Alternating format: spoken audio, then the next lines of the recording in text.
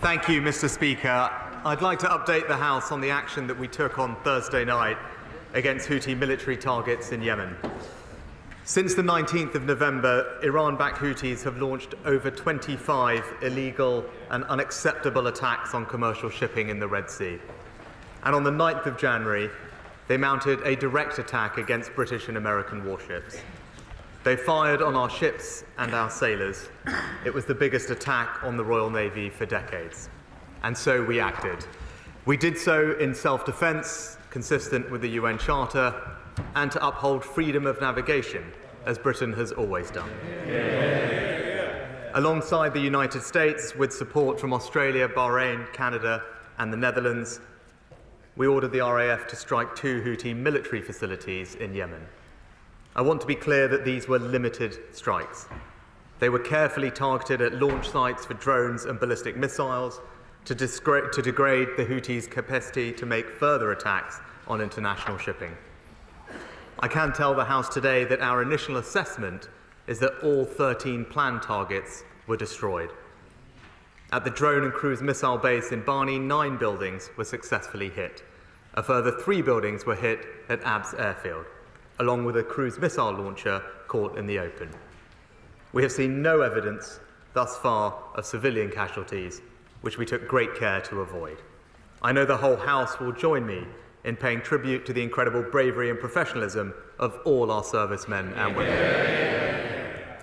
The need to maximise the security and effectiveness of the operation meant that it was not possible to bring this matter to the House in advance. But we took care to brief members before the strikes took place, including you, of course, Mr. Speaker, and the Leader of the Opposition, and I've come to the House at the earliest possible opportunity. Mr. Speaker, I do not take decisions on the use of force lightly. That's why I stress that this action was taken in self-defence. It was limited, not escalatory.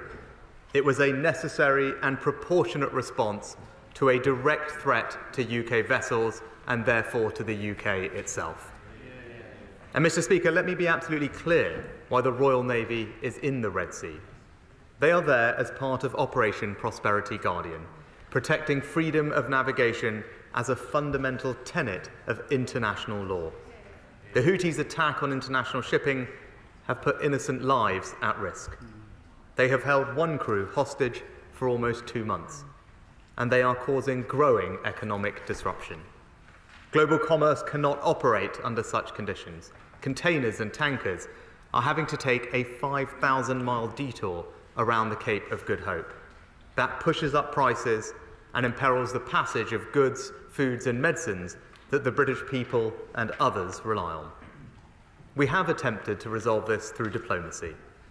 After numerous international calls for the attacks to stop, a coalition of countries gave the Houthis a clear and unambiguous warning 2 weeks ago. Last week, the UN Security Council passed a resolution condemning the attacks and highlighting the right of nations to defend their vessels and preserve freedom of navigation. Yet, the Houthis continued on their reckless path. Mr. Speaker, we shouldn't fall for their malign narrative that this is about Israel and Gaza. They target ships from around the world. We continue to work towards a sustainable ceasefire in Gaza and to get more aid to civilians. We also continue to support a negotiated settlement in Yemen's civil war. But I want to be very clear that this action is completely unrelated to those issues. It is a direct response to the Houthis' attacks on international shipping. And we should also recognise the risks of inaction. It would weaken international security and the rule of law, further damage freedom of navigation in the global economy, and send a dangerous message that British vessels and British interests are fair game. And there is another point here, which is often overlooked. The Houthis' attack risks worsening the dire humanitarian situation in Yemen itself. The UK helps to feed around 100,000 Yemenis every month, with aid arriving via the very sea routes that the Houthis have in their sights.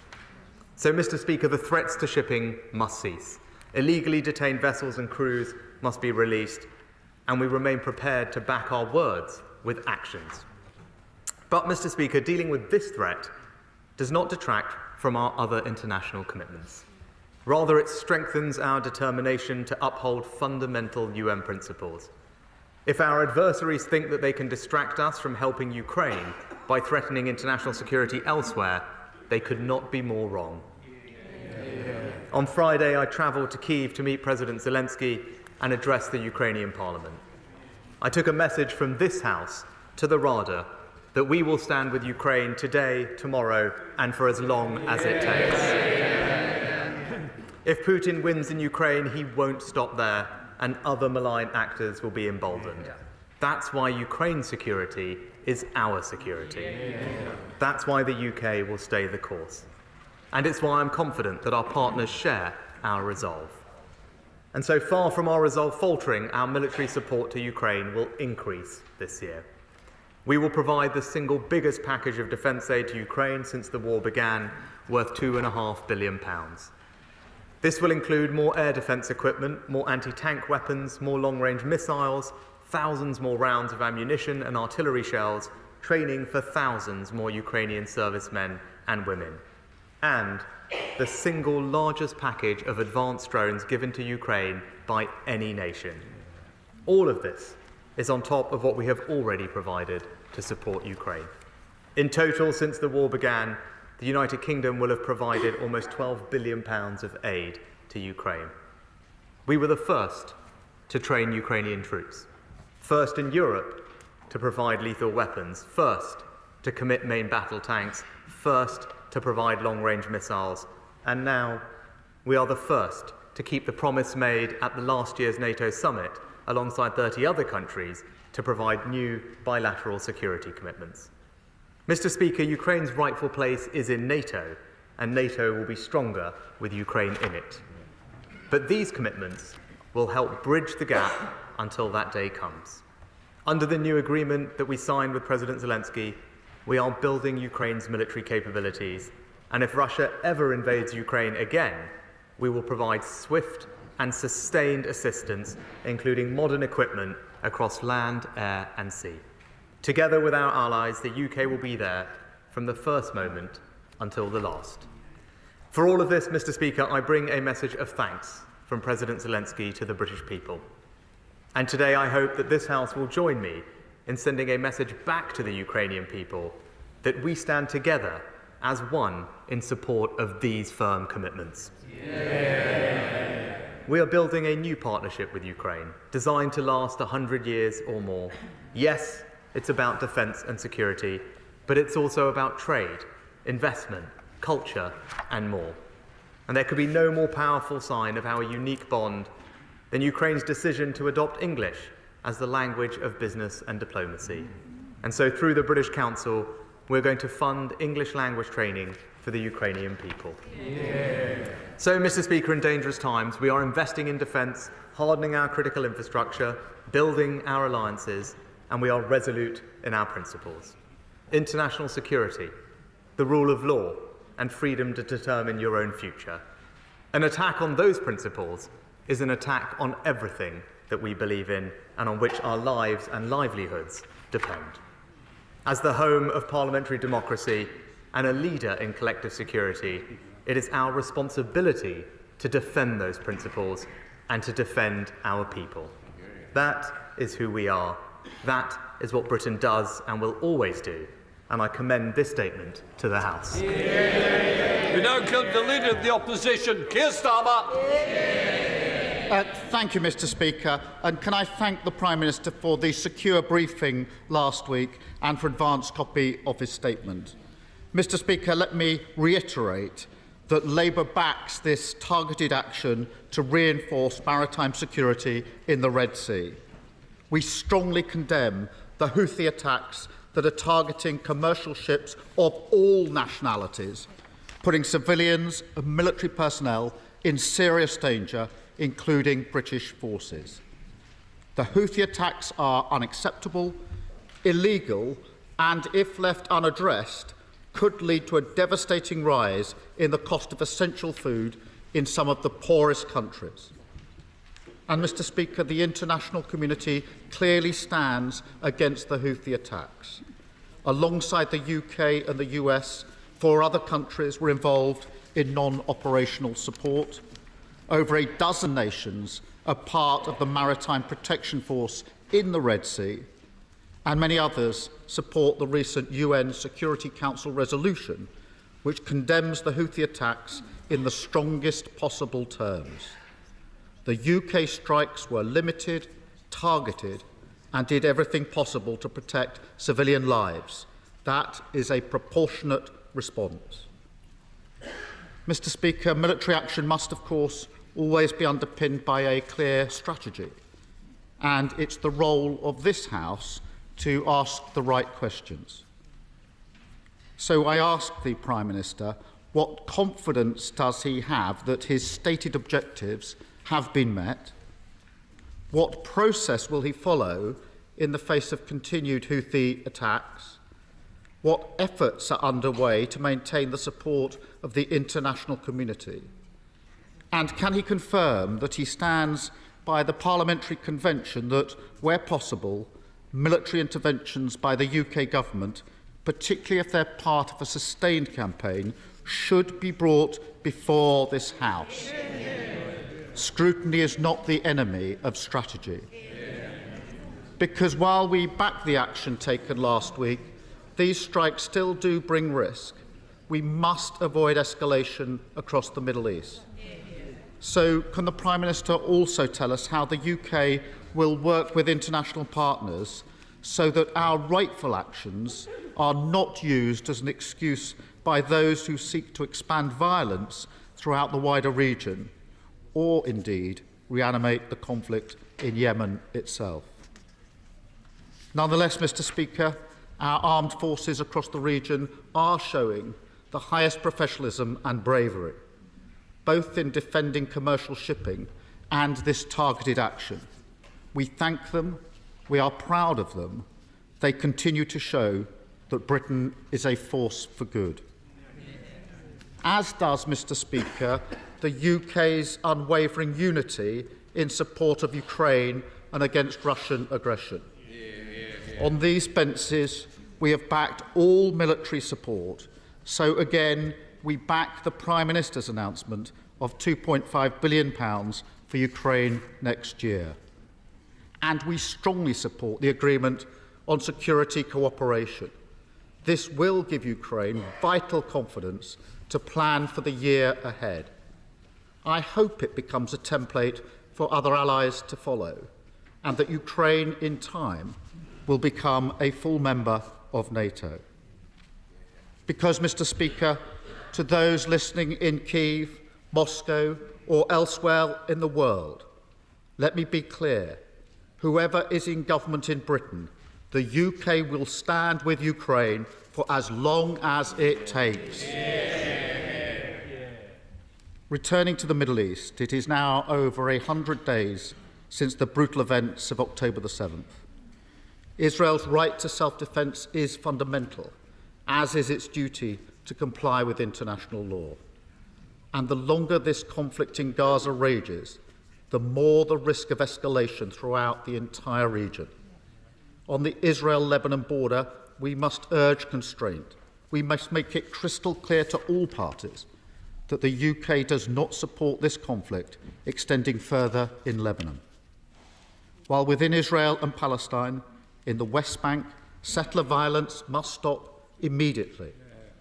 And in Gaza, we need a humanitarian truce now, not as a short pause, but as the first step on a road away from violence. The need for a sustainable ceasefire is clear: to stop the killing of innocent civilians, to create the space for the return of all the hostages, and to provide urgent humanitarian relief, to protect against disease and ward off a devastating famine. Mr. Speaker, from that first step, we can begin a bigger push towards peace, a permanent end to the fighting, and a lasting political solution. The hope of the two-state solution is fragile, but it is still there, and we must fight for it, just as we must also remain resolute in the face of aggression which threatens global security, whether that's in Europe or the Red Sea. Thank you, Mr. Speaker. Prime Minister. Can I thank the right honourable gentleman for his support of the action that we've taken? And I think he's absolutely right to highlight the international coalition that over recent weeks has called out the Houthis' behaviour, culminating in the UN Security Council resolution strongly condemning the attacks, which he rightly referenced. Our stated aim was to degrade and disrupt the Houthis' capability to launch attacks like this on civilian shipping. As I indicated, our initial assessment that those strikes that we conducted have been successful in the specific targets that were selected during the strikes. Obviously, that's an initial assessment, but that remains our case at the moment. And more generally, what we want to see is a reduction of tensions in the region and a restoration of stability. That is our stated aim. It's incumbent on the Houthis not to escalate this and continue with what are illegal and unprovoked attacks on civilian shipping, putting innocent lives at risk and damaging the global economy and the prices that British citizens and others will pay for their everyday goods, as the right honourable gentleman rightly pointed out.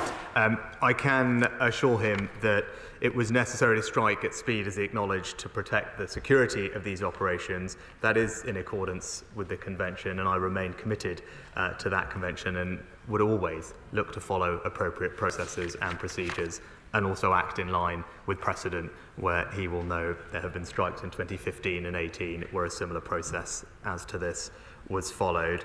And I can also provide him with the assurance, as he rightly asked, about our international engagement, because there will be malign forces out there that seek to distort our action, to turn it into something that it is not, and it is important that we engage with our allies and those others in the region so they understand what we did and why. And I can provide him with the assurance that we have done that, we'll continue to do that, because it is important that there is no linkage between these actions and anything else that is happening. This is purely and simply to respond in self-defence to illegal attacks by the Houthis on commercial shipping. And I also welcome his support for the announcements we made with regard to Ukraine. He is again right to point out the importance of the security commitments that we have signed. 30 countries at the Vilnius summit promised to do so, and again this House should be proud that it's again the United Kingdom leading by being the first country to sign such a commitment, and which I now believe will serve as a template for others to follow. And I can tell him the enormous appreciation in Ukraine for the UK to do that, so that there is a long-term certainty for the Ukrainian people of our support and providing further deterrence to Russia and others against future aggression. Perhaps in conclusion, Mr. Speaker, the confluence of these two events over the same 24 hours serves to highlight the increasing threats that we face as a country. The global environment is becoming more challenging, more unstable, and it is incumbent on us to respond to those challenges with increased investment in defence, as we are doing, strengthening our alliances, because ultimately we must defend the principles of international law, of freedom and democracy, freedom of navigation that we all hold dear, and this government will always stand ready to do that and to protect the British people. Sir Julian Lewis. The Prime Minister was clearly absolutely justified to respond as he did, particularly after the direct attack against HMS Diamond. But given that at the time of the Falklands campaign, we had 35 frigates and destroyers and were spending 4.5% of GDP on defence, whereas both those figures can be cut in half to describe our situation today, does he agree with me that we certainly should not be reducing the numbers of frigates or destroyers, and we certainly should not be mothballing or otherwise decommissioning our amphibious assault ships? Prime Minister. Well, I'm happy to reassure my honourable friend that our intention is to increase defence spending from where it currently is up to 2.5% when the circumstances allow. It's worth reminding the House that we have consistently over the past decade been the second largest spender on defence in NATO, larger than 20 other countries combined, and our plans will continue to provide that leadership. Within that, there is a very strong equipment plan underpinned by the £24 billion extra that the MOD received in its most recent settlement, which for the Royal Navy does include Type 26, Type 31 and Type 32 frigates. And with regard to the specific vessels that he talked about, the Defence Secretary has asked the First Sea Law to plan how the Royal Marine's excellent work can be taken forward so that they have the capabilities that they need to continue their work and to be able to be deployed globally. And when that process concludes, of course, the Defence Secretary will update the House. SNP Leader Stephen Flynn. Yes, thank you, Mr. Speaker. I'd like to begin by echoing the Prime Minister's sentiments in relation to Ukraine. All of us on these benches remain firmly united behind their struggle against Vladimir Putin's Russia. Mr. Speaker, when Sir Walter Scott wrote that in war both sides lose, I'm not quite sure he'd factored into the equation the likes of the Houthis, because they are, of course, the fundamentalists, and unperturbed by the bombing that they have been on the receiving end of from Saudi Arabia for many years. The perceived wisdom would suggest that they are perhaps not just content, but maybe even quite happy to be on the receiving end of American bombs. And it is in that context that that poses an enormous question for all of us in this House as to what comes next. If, as has been suggested through their actions over the course of the last 12 hours or so, the message which we sought to send has not been received, then what do we intend to do?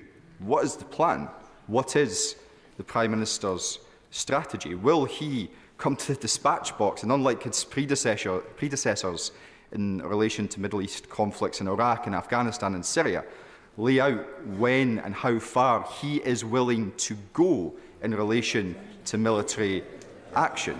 Because quite clearly,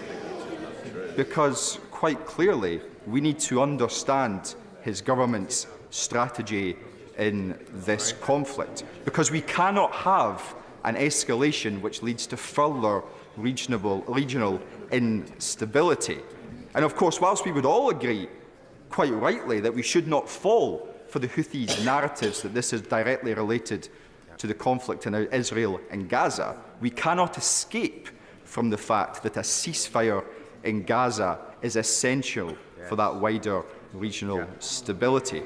And finally, Mr. Speaker, whilst the Prime Minister has sought to defend his decision not to come to the House last week, it is quite clear that this House should have been recalled. It is what the public would have expected, and I would urge him to do better in future. Prime Minister.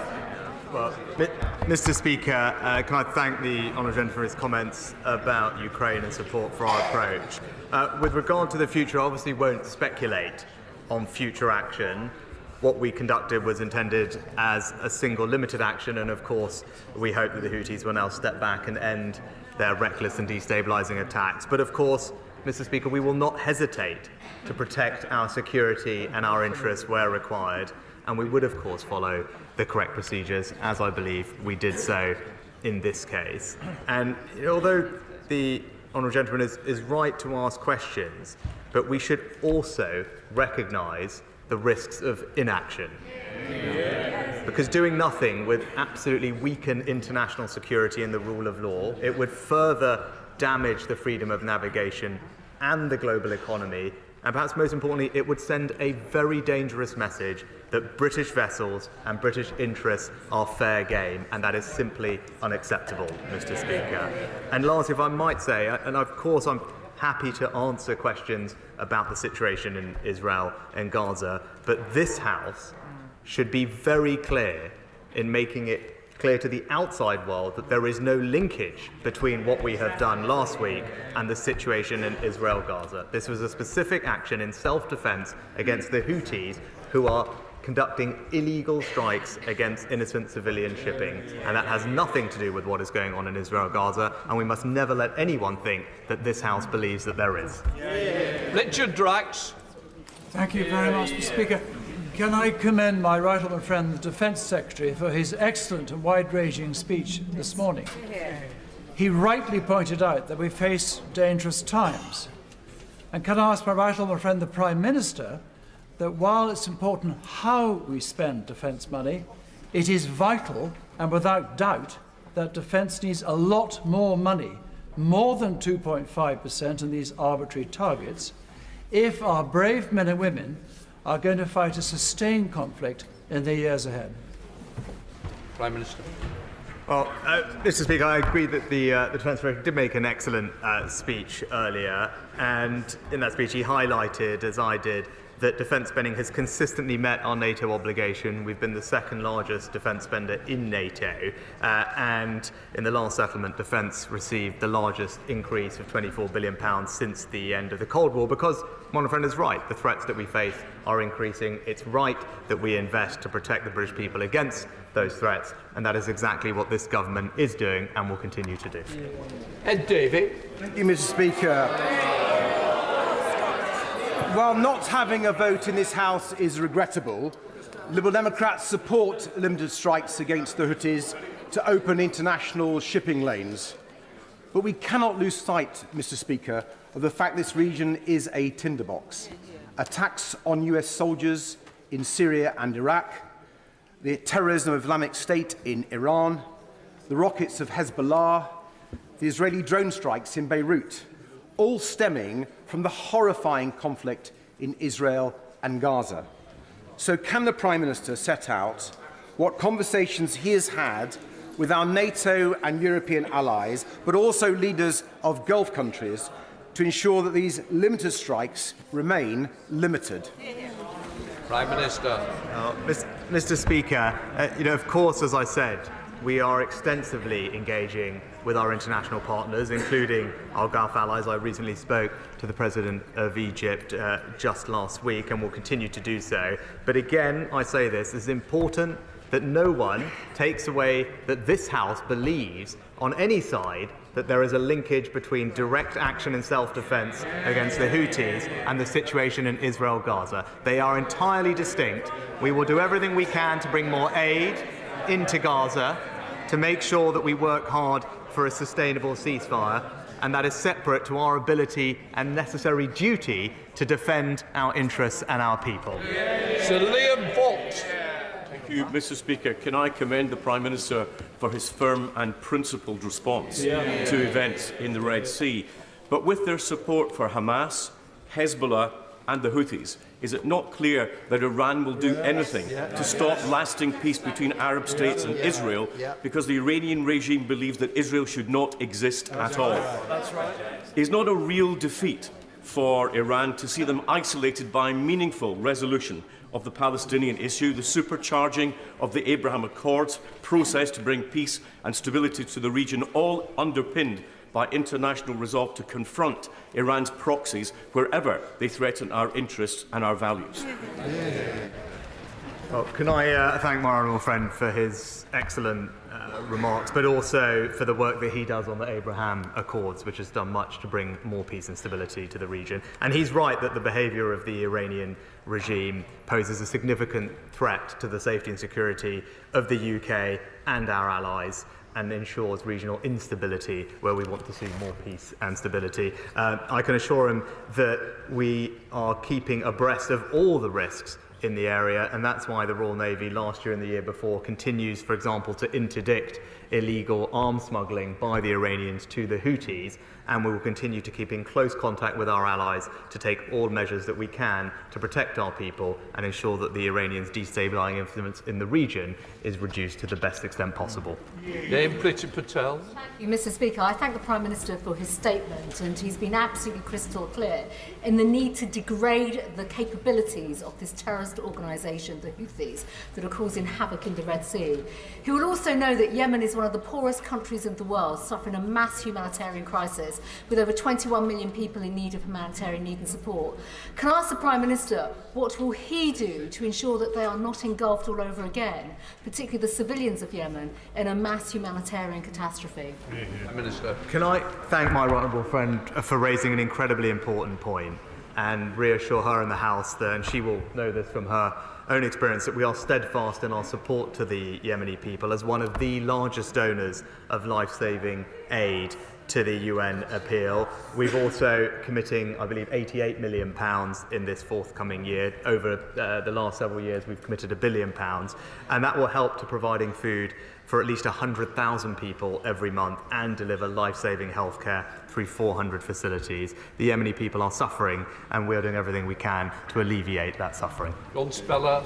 Thank you, Mr. Speaker. Earlier this century, with the threats of access to the Suez Canal from Somali piracy, the international community united with a widely based task force to successfully suppress it.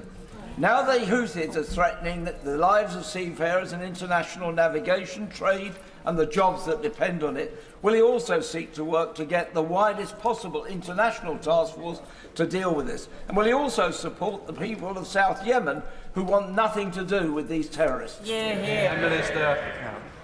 Well, the honourable gentleman is right about the necessity of building international coalitions. I'm pleased to say that it's happening. Operation Prosperity Guardian, which we are proud to be a partner of, is upholding freedom of navigation in the region. And as has been mentioned as well, the UN Security Council resolution that was passed on the 10th of January, I think, is instructive in this sense. It very strongly condemns, as it condemns in the strongest terms, the Houthi attacks, demands that they immediately cease all attacks, and notes the right of member states to act in accordance with international law to defend their vessels. He will also have seen the statement published by around a dozen of our allies before and after the strikes, and that will hopefully reassure him that there is broad international support for what we are doing and calls on the Houthis to desist what they are doing.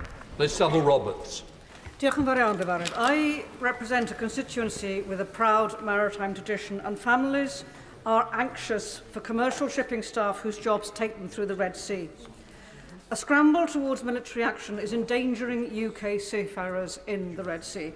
Maritime unions are calling for not just more protection, but they stress the need for coordinated diplomatic efforts to resolve the crisis. After today's attack on a ship, can he explain to seafarers how dropping bombs will lead to a de-escalation of a situation which is already endangering their safety? Prime Minister.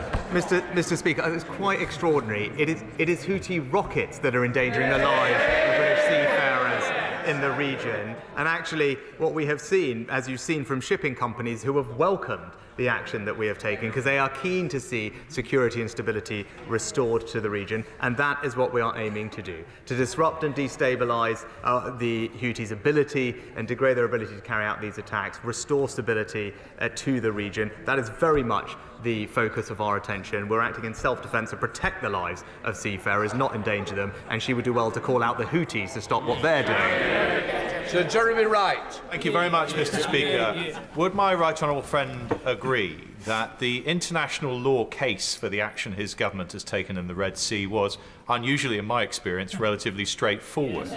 But would you also agree that the next significant challenge is to maintain and enhance a multinational consensus in deterring and combating more of these attacks if they occur? And would he accept that acting in compliance with and respectful of international law assists us in that task? Prime Minister. Well, can I thank my honourable friend for his question, and he is right, and hopefully he will have seen the published legal summary of our advice on this issue. This was proportionate and necessary action taken lawfully to respond to attacks by the Houthis, and they were the only feasible means to do so. And the UK is, as he knows, permitted under international law to use force in such circumstances. It's right that we have regard for the legal advice in such situations, and I can reassure him that we will continue to always have regard to it. While we are fighting to protect international law, it's important that we also follow it ourselves. Amsana Begum.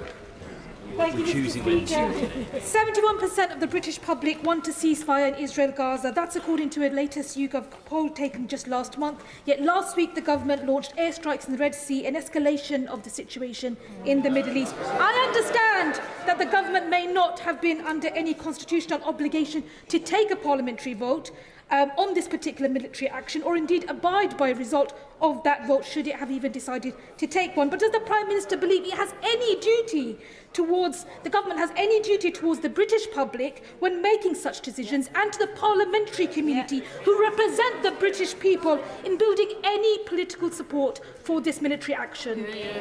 Prime Minister. Mr. Speaker, the Leader of the Opposition made the point in his remarks, rightly, that we need to make sure that malign actors elsewhere would not try and distort what we have done for their own purposes. But I would gently say to the Honourable Lady to conflate and link our action against the Houthis with the situation in Israel-Gaza just gives ammunition to our enemies who would seek to make things worse in the region. We have acted in self-defence. I've explained the reasons and the processes that we have followed and the accountability that I have to Parliament, which I am now here discharging. And separately, we will of course work very hard to bring humanitarian aid into Gaza and to try and bring about the sustainable ceasefire that we all, of course, want to see. Sir Bachelor. I commend my right honourable friend for prosecuting this military action. As a matter of law, it was highly necessary and clearly proportionate, and his legal position is watertight. Countries around the world depend on that route, but as usual, it is the British and Americans who do something about protecting it. There are reports, however, this afternoon that more Houthi attacks are taking place. Will he take more military action if necessary? Prime Minister. Mr. Speaker, I thank the Honourable Gentleman for his support. Of course, he'll understand that I won't speculate on future action. This was intended as limited single action, and we hope the Houthis will now step back and end their destabilising attacks. But of course, as I said earlier, we will not hesitate to protect our security, our people and our interests where required. And if we do so, we will of course follow the correct procedures and precedent as we did in this case. Sir Christopher Brown. Thank you, Mr. Speaker. The Prime Minister is right that Ukraine needs military support, but it also needs to be rebuilt.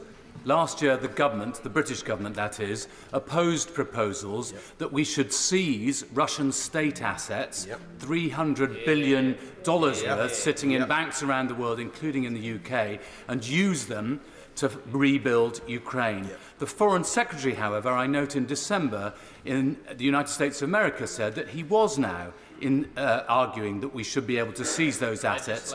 Shouldn't we legislate to make sure that Putin pays for the reconstruction of Ukraine? Mr. Speaker, I'm not entirely sure that I agree with the characterisation of the situation by the Honourable Gentleman. I agree that Russia must pay for the long-term reconstruction of Ukraine, and I've been clear about that. And actually, on the G7 leaders' call at the end of last year, I was the one who raised this issue, and as a result, we have collectively in the G7 tasked finance ministers to explore all lawful routes to ensure that Russian assets are made available for that purpose. We're working to identify all options for seizing those assets. We're doing it at pace and ensuring that those measures would be safe, robust and compliant with the international rule of law. And we are doing it in conjunction with our international allies. So I can give him all those reassurances. And again, it's the UK, together with the US, who has been leading that conversation in the G7. Jeremy Quinn.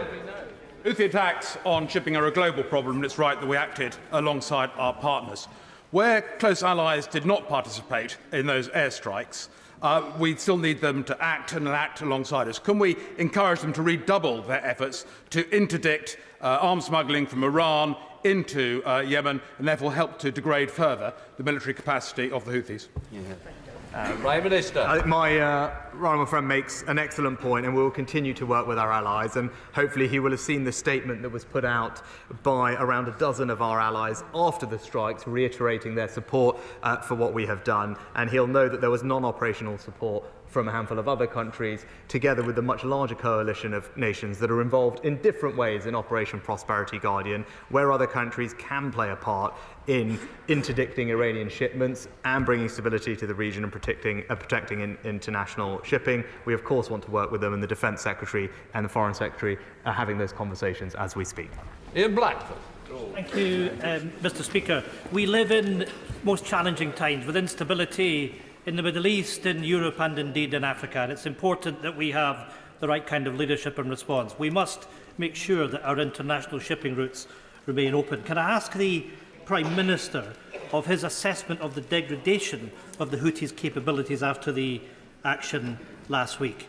And when it comes to Ukraine, we must stand united in this House that the Russians must be defeated for the aggression that they've shown, and we should remain together, united, in saying once again, Slavia, Ukraine. And lastly, Mr. Speaker, the Prime Minister talks about a sustainable settlement in Gaza. It is important that we recognise the scale of the humanitarian suffering.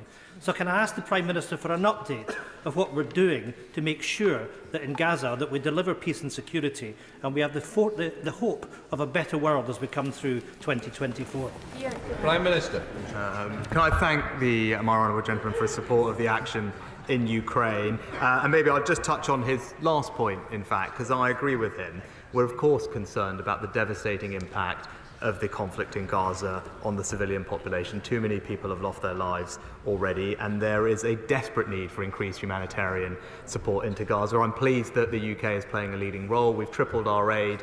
Recently, the Foreign Secretary appointed a humanitarian envoy into the region to address some of the blockages, and just recently we delivered our first maritime shipment of aid into Egypt, over 80 tonnes of new aid. And when I spoke to Prime Minister Netanyahu, I impressed upon him, obviously, the importance of increasing the flow of trucks, but crucially, if we can, to open up extra crossings into Gaza so we can increase the flow of aid. We will continue to press on Israel to do that so we can bring more relief to people who are suffering a great deal. Baldwin. Thank you, Mr. Speaker, and thanks to the Prime Minister for a very clear statement. It is reported that the drones being used by the Houthis are being helped by Iran. And the American Enterprise Institute has reported that Russia has given $900 million to Iran for drones. Can the Prime Minister assure the House that we are doing everything we possibly can in this country to make sure that none of this money is going through the UK financial system? I can tell the honourable lady that she's right, and we agree with the US assessment that Iran has directly supplied and directly supported Houthi attacks in the Red Sea, providing intelligence especially to enable their targeting of vessels and providing them with missiles and UAVs. She's right that we should do everything we can to prevent that, and I can reassure her, of course, she'll know about the financial measures we've taken over the past 2 years to ensure things like transparency, beneficial ownership registers, which allow us to crack down on economic crime and money laundering, but also physically, the Royal Navy is involved in interdicting those shipments and has successfully done so last year and the year before, and will continue to have a presence in the region so we can disrupt those illegal arms flows. Nick Smith. Mr. Speaker, it's a critical time internationally, but we have a staffing crisis in our Navy. So can we do more to boost recruitment of sailors with STEM qualifications? And when will we see our Navy back up to full strength?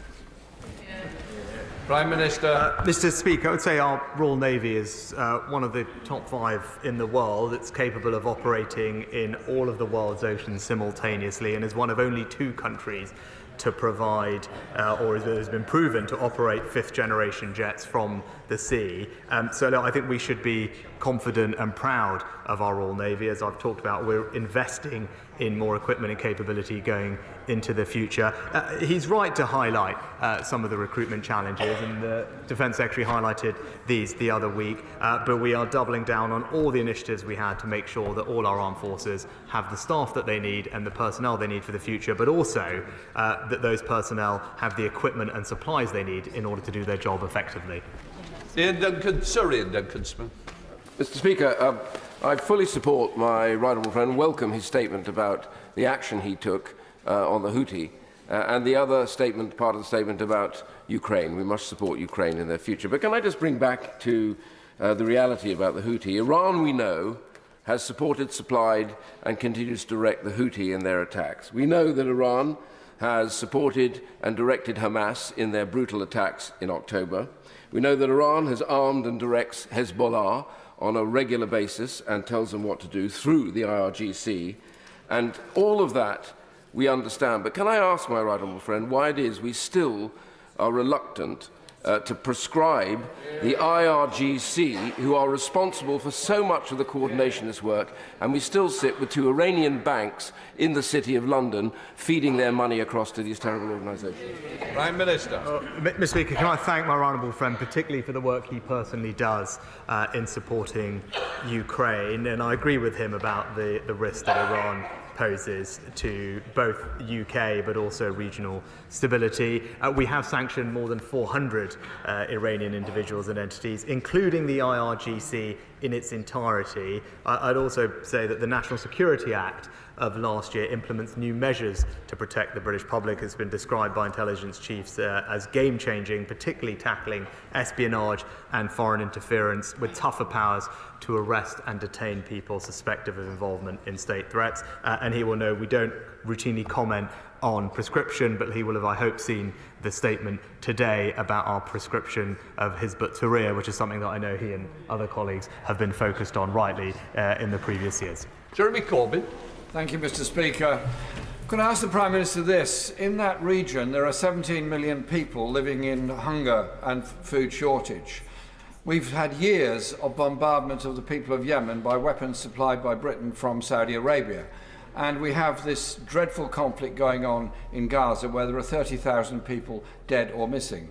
Where is the comprehensive plan by the Western nations to try to bring about a comprehensive peace across the whole region, rather than pumping more and more weapons and money in to more and more conflicts, which will get worse?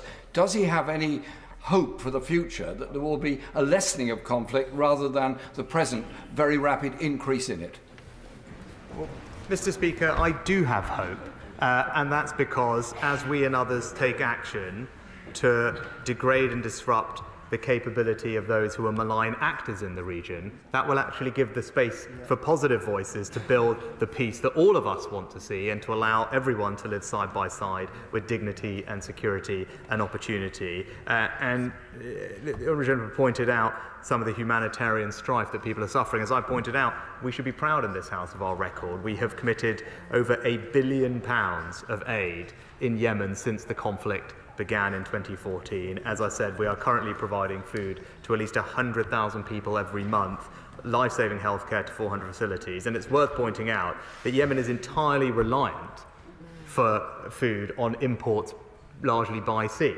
And the Houthis' attacks are actually serving to prolong the humanitarian suffering that Yemeni people are seeing. It's disrupting the very supply of the food that both he and I and everyone in this House would want to see delivered to those people. Blake Drummond. Very much, Mr. Speaker, and Yemen's been close to my heart, as it has been for the Right Honourable Member for Walsall South, as we were both born there. Thank you very much for all the humanitarian aid that is going there. But I would like to ask what discussions the Prime Minister has had with the Yemeni Presidential Leadership Council, and what impact does he think the strikes will have on the fragile peace process? Prime Minister. Can I pay tribute to my honourable friend's work in the region? As the United Nations Security Council penholder on Yemen, the UK is continuing to use our diplomatic and political influence to support UN efforts to bring lasting peace to Yemen through an inclusive political settlement. We support the Saudi-Houthi negotiations and indeed the deal that was announced in December of last year by the UN Special Envoy for Yemen, who she will know. And ministers continue to be in dialogue, particularly with our Saudi partners, so that we can try and bring the peace and stability to the Yemeni people that they deserve. Lynn Brown. I'm grateful, Mr. Speaker. I'm grateful to the Prime Minister also for stating today that the UK sought to uphold international law and seek to protect civilians with the recent strikes. Can I ask what the government's strategy is to prevent escalation? And also last week, the government confirmed that there are currently no RAF aid flights or Royal Navy deliveries planned to take essential aid into Egypt and onwards to Gaza. Why? Prime Minister. I'm not entirely sure that that's right. And I can say to the Honourable Lady, we remain committed to increasing the amount of aid that we get into Gaza. We've tripled the financial amount, and as I said, most recently we saw our first maritime shipment of aid into Egypt, where a UK military ship, RAF Lyme Bay, was able to deliver that. We know, and she will be aware, that there are considerable blockages and logistical challenges on the ground, which we are working to help resolve, which is also why we're putting pressure on the Israelis. I spoke to Prime Minister Netanyahu about this, about opening up additional crossings like Kerem Shalom, so that would help us increase the flow of aid into the region. We absolutely want to see that happen. Charlie Sholbrook. Mr. Speaker. Britain does have a very proud tradition of defending waterways, and does my right honourable friend agree with me that actually for all of us who care about humanitarian crisis and aid, that with Russia's action in stopping grain as much as it can coming out of Turkey, past Turkey, and the potential of the Houthis shutting off the access into the Red Sea, that it is absolutely vital that we keep these international waterways open, otherwise we will be facing a catastrophic situation of starvation across many African countries. My honourable friend makes an excellent point, and particularly about the Black Sea. You'll recall that Ukraine's grain exports disproportionately go to some of the most vulnerable countries in the world. Russia has started a campaign of targeting that civilian infrastructure last year. With our support, they have now able to push back the Black Sea fleet, degrade Russia's major combatant vessels, and again, with the support of the City of London in improving the insurance of those ships, we have now seen 300 ships export 10 million tonnes of cargo through the new Ukraine corridor. It highlights the importance of what he's saying, and again, in this House, we should be proud of the leading role that the UK has had in making that possible. Alex Davies-Jones. The Houthis are an anti-Semitic terrorist group that have caused havoc in Yemen over the past decade, starting a civil war that has killed over 350,000 people. Its slogan includes the lines, "Death to America, death to Israel, a curse upon the Jews." Would the Prime Minister join me in condemning the shameful pro-Houthi chanting that we saw at many protests in the UK over the weekend? Can I commend the Honourable Lady for her remarks, and can I wholeheartedly agree with him. We will absolutely not tolerate that kind of language on our streets. We have been crystal clear about that. We have said to the police that they should take all decisive action against those that promote and encourage terrorism, and indeed those that incite hatred and division on our streets. She will have, I hope, seen the prescription of Hizb ut-Tahrir today, another organisation which uses language similar to what she says. They absolutely, their promotion of terrorism is rooted in anti-Semitic ideology. I hope that gives her reassurance that we will confront this and stamp it out wherever we see it, because it's not in accordance with British values, and Jewish people in this country deserve to be able to walk our streets in freedom and security. Sir Bernard Jenkins. Thank you, Mr. Speaker. Can I welcome my right honourable friend's decision last week to take military action in the Red Sea, and also the substantial increase in aid for Ukraine.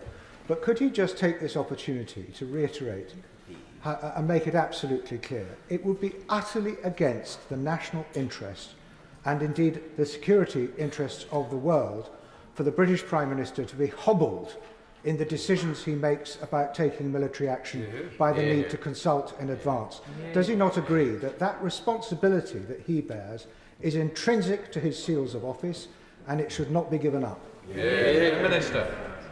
Can I thank my honourable friend for his comments, and in this case it was necessary to strike with speed and protect the security of the operations, and I believe that is in accordance with the Convention and indeed precedent on these matters, and I believe that he's right. The government does need to protect the security and interests of the United Kingdom. That means sometimes you do have to act decisively, quickly and securely, and fundamentally we need to maintain the prerogative powers that allow the executive to act in such emergencies. But of course, I am responsible for those decisions. I do not take them lightly, and Parliament is responsible for holding me to account for them. Zara Sultan. Thank you, Mr. Speaker. Past mistakes in the Middle East should have taught this House that military intervention starting out as limited can quickly escalate, risking a sequence of events far larger and more terrible, and risk even dragging us into war. It is for this reason, according to reports in The Times, that Foreign Office officials were, and I quote, incredibly nervous about last week's military assault in Yemen. Driving the region's instability is Israel's horrifying assault on Gaza, which has now lasted more than 100 days. So rather than giving Israel the green light to continue its brutal bombardment of Gaza and risking a wider conflict, will the Prime Minister seek to de-escalate the situation and call for an immediate ceasefire? Prime Minister. Perhaps the Honourable Lady would do well to call on Hamas and the Houthis to de-escalate the situation. Andrew Percy.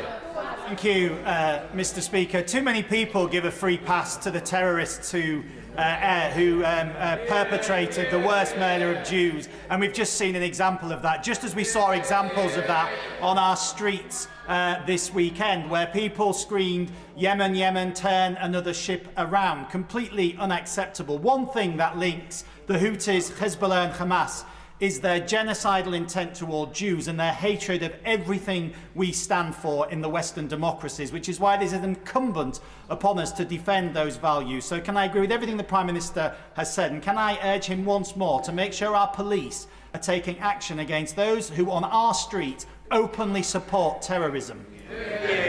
Prime Minister. Well, can I reassure my honourable friend that the police do have extensive powers to arrest those who incite violence or racial hatred. Of course, we keep all laws under review. We're working with the police whether we need to strengthen those powers, but I've been absolutely clear that there must be zero tolerance for anti-Semitism and any forms of racism. We will not stand by when we see that happen, and the police should make sure that those who do that face the full force of the law.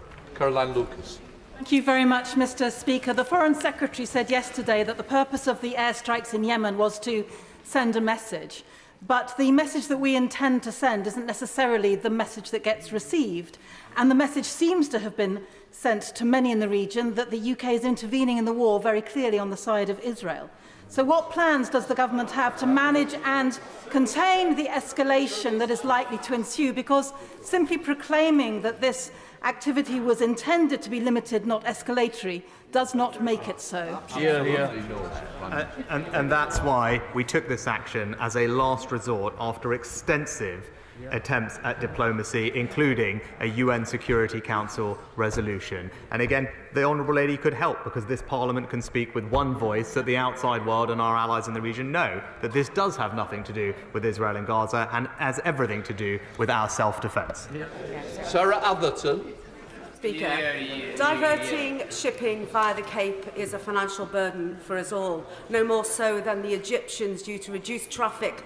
To explain what discussions he's had with his Egyptian counterparts over their involvement in this multinational response. Prime Minister.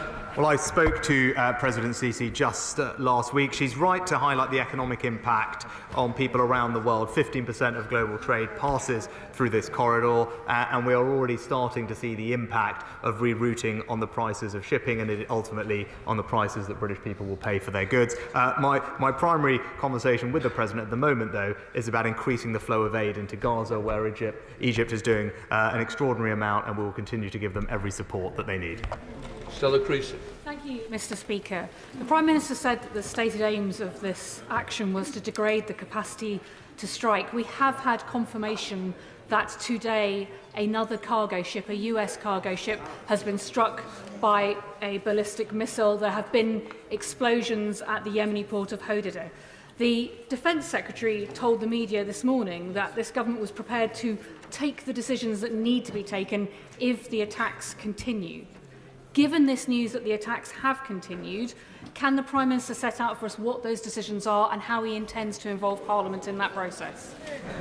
Mr. Speaker, it wouldn't be right to speculate on future action, but what I can say is our strikes were intended to degrade the Houthi capability, and as I said, they did, initial assessments show, effectively destroy 13 targets at 2 sites, including drones, an airfield and a cruise missile launcher. Tim Walton. Mr. Speaker, as co-chair of the all-party Yemen group with my honourable friend from Meon Valley, we've seen at first hand how this brutal, misogynistic, homophobic, anti-Semitic terrorist regime backed by Iran, presiding over the world's greatest humanitarian crisis and responsible for throwing tens of thousands of young men to their deaths in the front line, have acted. Since 2022, they've benefited from a tentative ceasefire. So is this not a lesson in how you cannot achieve sustainable ceasefires with terrorist organisations unless and until they have been deprived of their arms and succumbed to democratic legitimacy. Prime Minister. Can I thank and pay tribute to my honourable friend's work in Yemen and very simply agree with him and say that he makes an excellent point. John MacDonald. I appreciate why the Prime Minister's not trying to link this to Gaza, but the reality is the longer the Gaza war goes on, the greater the instability in the Middle East will take place. It's nearly 100 days since he gave his first statement after the terrible, horrendous actions by Hamas. And he justified the actions this week with regard to protection of maritime rights. In that 100 days, 7,000 Palestinian children have been killed. What effective action is he taking to protect the right to life of Palestinian children? And what effective action is he taking to prevent what is in reality the indiscriminate killing of Palestinian children by the Israeli Defence Force? Prime Minister.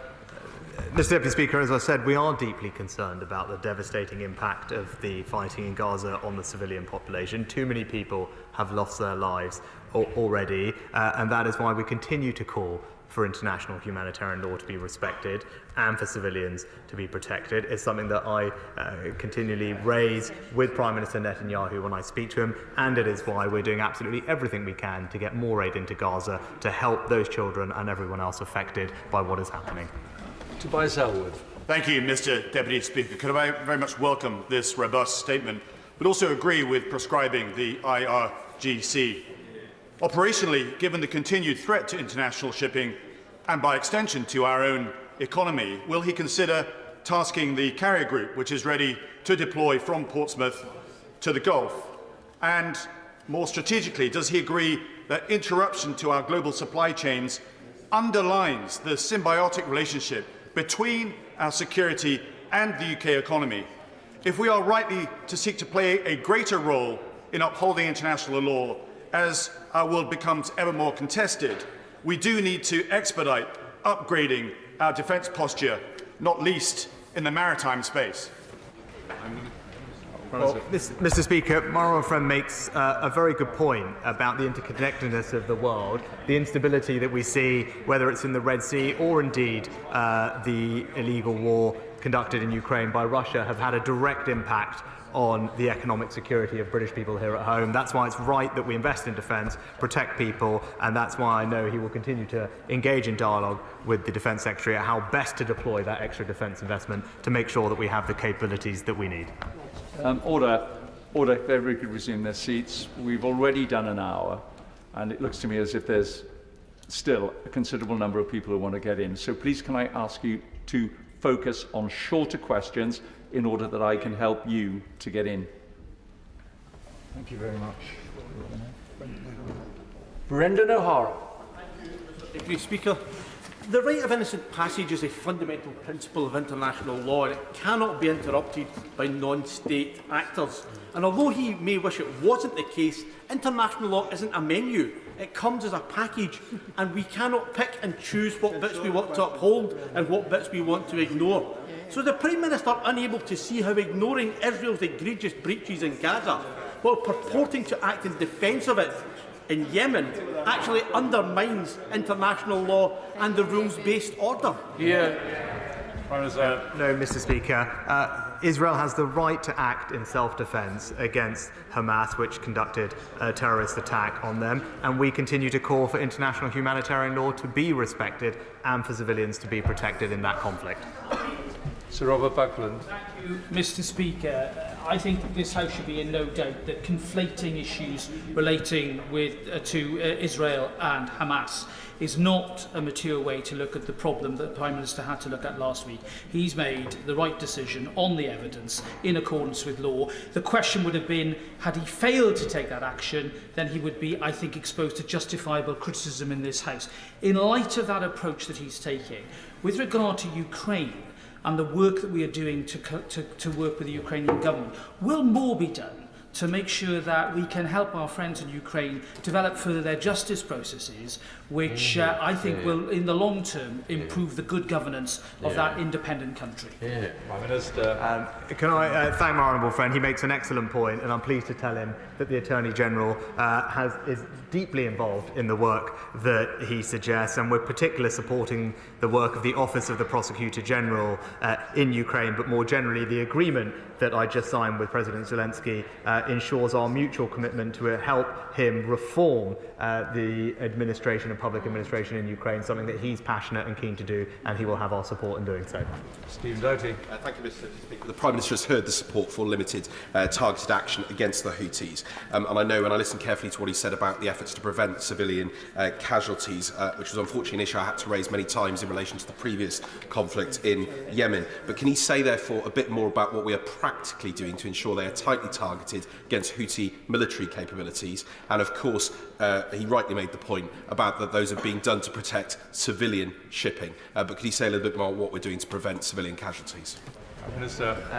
Mr. Deputy Speaker, we obviously, the Honourable Gentleman will respect that we don't comment in depth on the choice of targets. We do use carefully calibrated intelligence in conjunction with our military partners. The targets were selected specifically to degrade military capabilities. They're narrowly focused on taking out military hardware, which can be used to attack commercial shipping. And I can give them the reassurance that every effort was made to minimise civilian casualties, and indeed our initial assessment says that that has been successful. Raymond Shishti. Mr. Deputy Speaker, the Foreign Secretary said over the weekend that the world is in the most dangerous position it has been in decades. The UK has seen military deployments in Ukraine, Kosovo, Guyana, now the Red Sea. It is absolutely crucial to ensure that our armed forces have the appropriate support and resources they need. The Prime Minister has said the government is committed to an aspiration of 2.5% spending on defence. An aspiration. When does the Prime Minister see that aspiration becoming a reality? And will the government now further look at increasing that to 3% in line with the Foreign Secretary's statement over the weekend that the world is in the most dangerous situation it has been in decades? Mr. Speaker, we have been investing in anticipation that the threats were increasing, and that's why at the last spending review the Defence Department received a £24 billion cash increase, the largest sustained increase since the end of the Cold War. Since then, we've invested an extra £5 billion in increasing stockpiles and in improving the sustainability of our nuclear defence nuclear enterprise. And in 2025, when we have the next spending review, we will, of course, set out the target and the path towards 2.5%. Jim Shannon. Mr. Deputy Speaker. Can I thank the Prime Minister very much for his statement, and ensure the Prime Minister that the Democratic Unionist Party will stand with him and with our government in sending the clear message to those who will seek to attack either our shipping routes or only attacking our position. We will not be silenced by those who believe they can work in the shadows to supply Yemen or indeed any other country with intelligence or arms. Will the Prime Minister affirm that the friendship and approach between the United Kingdom, United States of America, Australia, Canada and many other nations remain strong enough to stand together against any attempt to undermine our current position? Thank you. Can I thank the Honourable Gentleman for his support, and he's right about the importance of working with our allies, and he will have seen, I think, all the countries he mentioned as joint signatories of the statement that was put out in advance and after the strikes. Sir Edward Lee. Of course we have a right to defend ourselves, and of course sinister forces such as the Houthis in Iran are exploiting these tensions. But just as we have influence on the Americans because we step up to the mark, can my right honourable friend work with the American president to ensure that just as he is completely vigorous in defending Israel and their right to exist, he is even as vigorous in defending the right of the Palestinian people to their own state in peace and justice without a settlement being imposed on them every week? Prime Minister. Well, can I say to my honourable friend that we do want to see the long-term future of a two-state solution where Palestinian and Israeli people can live side by side in security, in freedom and with dignity and opportunity. That is the future that we're all striving for, and the events of the last few months have just reminded us that we need to double our efforts on making that happen. Nick Whitley. Thank you. I regard with the utmost seriousness the threat posed by Houthi forces to mariners in the Red Sea. But does the Prime Minister accept that upholding the right to freedom of navigation in the region is an international challenge that should be dealt with through international diplomacy, principally aimed at securing a sustainable ceasefire in Gaza, and that by joining in US-led military action without reference to the UN, we're in danger of exacerbating the threat posed to British citizens by terrorism. Again, the honourable gentleman has wrongly linked and conflated the situation in Israel and Gaza with the illegal attacks by the Houthis on innocent commercial shipping. That is simply wrong. And as I pointed out in my statement, there had been extensive diplomatic avenues pursued before military action was taken as a last resort, including a UN Security Council resolution. Sir Robert Neal. Thank you, Mr Deputy Speaker. Can I commend the Prime Minister upon his action? He's acted clearly upon robust legal advice, and the legal position in international law is surely clear. Would he agree that A, it is unhelpful and frankly dangerous to make bogus comparisons, and secondly, to recognise that going forward, the greatest risk of escalation will be to fail to act robustly when clear and egregious breaches of international law take place. Can I thank my honourable friend? I agree with everything he said, and he's absolutely right that there is a risk in inaction, and to have done nothing in the face of these attacks would have been to damage the security of our people and our interests. Boone Thompson. I welcome the Prime Minister's commitment to protecting fundamental tenets under international law and upholding fundamental principles of United Nations. But could I ask the Prime Minister, is that as equally distinct and limited to this action as it is to all other situations? Prime Minister. Again, so I didn't completely follow what the honourable gentleman was saying, but I said our actions in this case were specific to the case at hand. We acted in self-defence because there was escalating attacks from the Houthis, and in defiance of international diplomacy, it was right that we took action to protect the security and interests of our people. Jack Lepresti. Thank you, Mr Deputy Speaker. Now, given the global shortage of basic ammunition, artillery rounds and air defence systems and missiles, isn't it time that we really upscaled our industrial defence capacity so we can continue to support our friends in Ukraine and replenish our own stocks? Excellent point. In a word, yes. That's why we've invested $2.5 billion in rebuilding our stockpiles. But beyond the money, we do need to actually just build our defence industrial capability. This is a shared challenge across NATO, something that I've extensively discussed with partners, including the NATO Secretary General. But of course, part of our agreement with Ukraine is how we can mutually help support and grow our defence industrial complexes. Desi. Thank you very much, Mr Deputy Speaker. The death and destruction in Gaza is intolerable, with well over 20,000 children and innocent civilians already killed by Israeli forces, more than 100 Israeli hostages still held by Hamas, and the real risk of an escalating wider regional conflict. We desperately need an end to the violence. So can the Prime Minister explain exactly what diplomatic progress he has achieved towards securing a sustainable ceasefire and peace in Gaza? Can I thank the honourable gentleman for, I think, being the first member opposite to actually remind the House that Hamas still holds 100 Israeli hostages. And it's good that he pointed that out. And he's right, we are continuing to do everything we can to bring about that sustainable ceasefire, whether it's working with the Qataris and others to secure the release of hostages and put more aid into Gaza, because I want to see what he wants to see. No one wants to see this conflict go on for a moment longer. It must be a sustainable ceasefire, and that's what we will work hard to bring about. Stephen Crabb. Deputy Speaker, the IAEA recently confirmed that Iran is once again ramping up its uranium enrichment activities to near weapons grade. So in welcoming today's statement and the action that we've taken, can I urge my right honourable friend to give the House his assurance that he and his counterparts amongst our allies aren't losing sight of the really big question about whether Iran should be allowed to have a nuclear weapon, and whether he's considered whether it's the right time to activate the snapback sanctions provisions of the JCPOA. Yeah, no, it's an excellent point. To say to my honourable friend, there is absolutely no credible civilian justification for enrichment at the levels that the IAEA has reported in Iran. We are determined that Iran must not develop a nuclear weapon, and we are actively considering next steps with our international partners. That means all diplomatic tools, but including, as he said, using the snapback mechanism if necessary. Wendy Chamberlain. Thank you, Mr Deputy Speaker.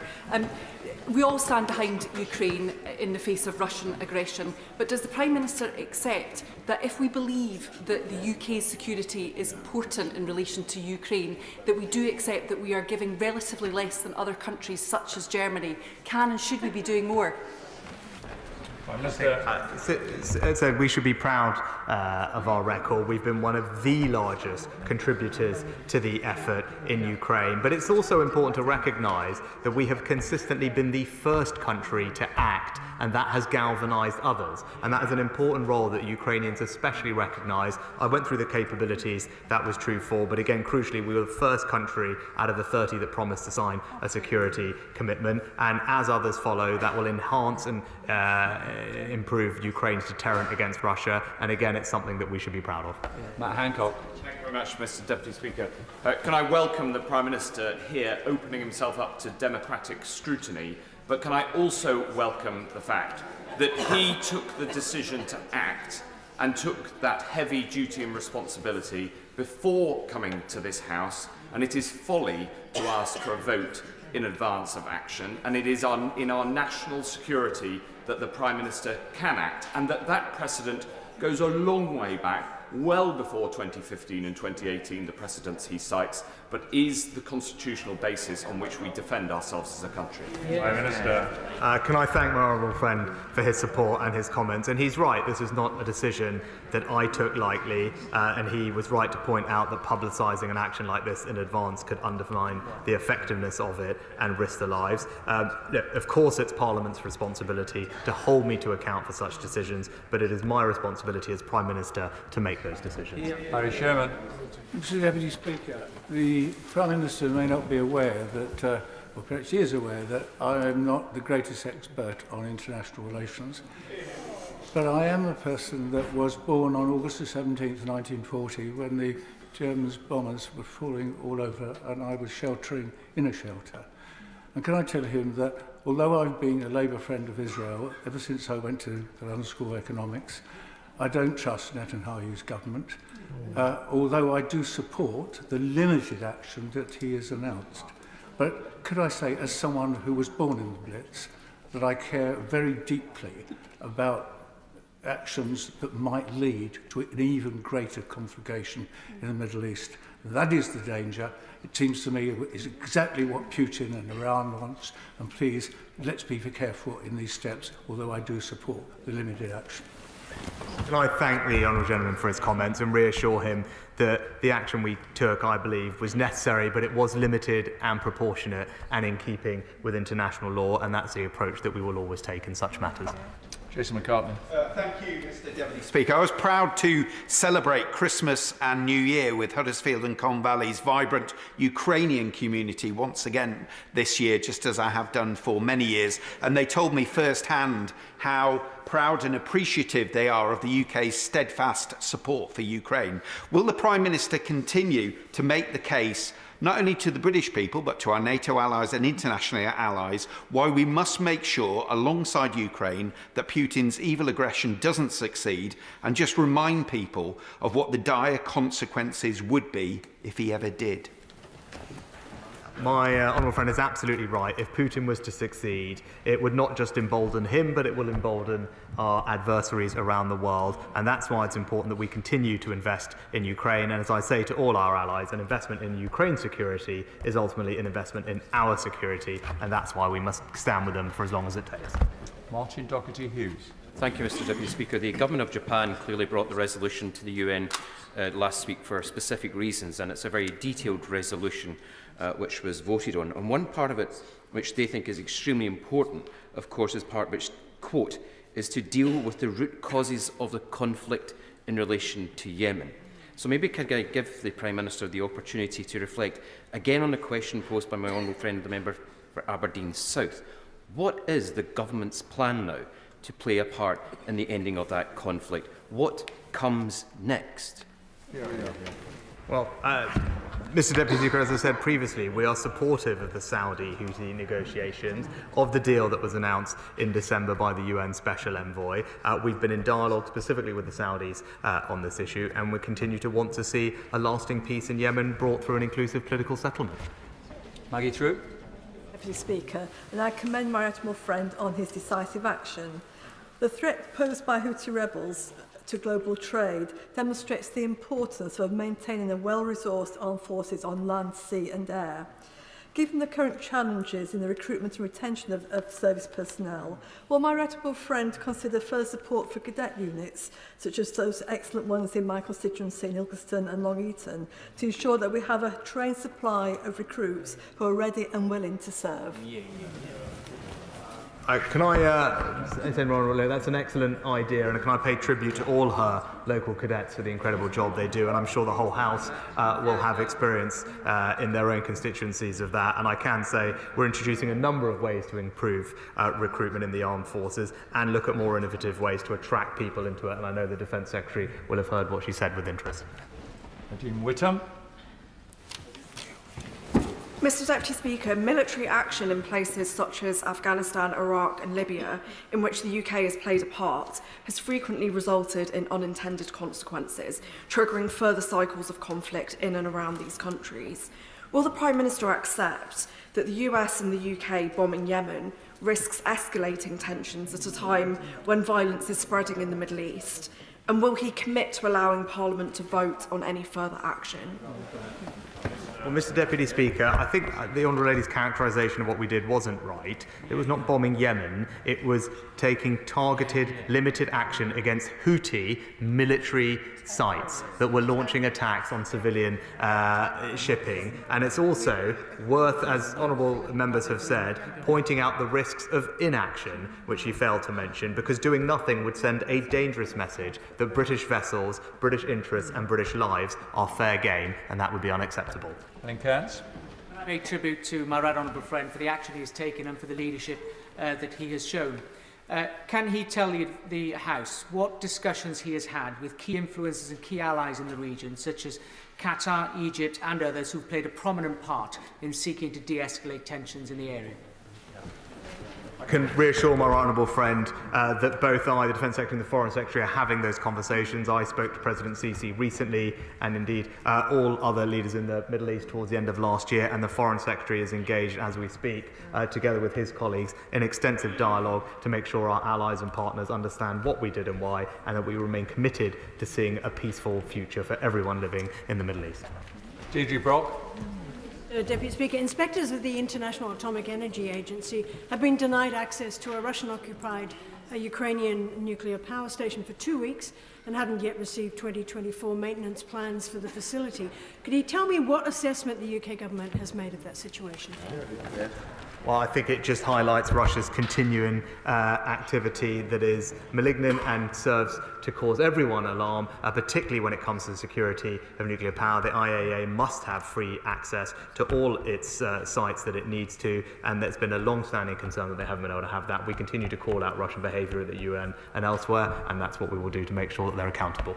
Anthony Magnon. Deputy Speaker, the freedom of navigation is an uncontested right, whether it's in the South China Sea or on the Gulf of Aden. And before I was in this place, I was a shipping broker. Could the Prime Minister perhaps reassure the shipping industry, of which London remains one of the foremost capitals, that we will be able to lay on more support in terms of armed convoys through the Gulf of Aden and into the Red Sea, and that we will supply as much reassurance and equipment for the Maritime Protection Force that has been mentioned by others? Well, I thank my honourable friend for his excellent question. He'll know, I hope he will have seen the welcome response from the shipping industry, leading shipping companies who have welcomed the action we have taken to restore security to the region. And of course, we are members of Prosperity Guardian, which is something the shipping industry is keen to see, so that we can bring that safety of transit for all their client states. And we'll be in regular dialogue, as the Transport Secretary has been, with them in the coming days and weeks.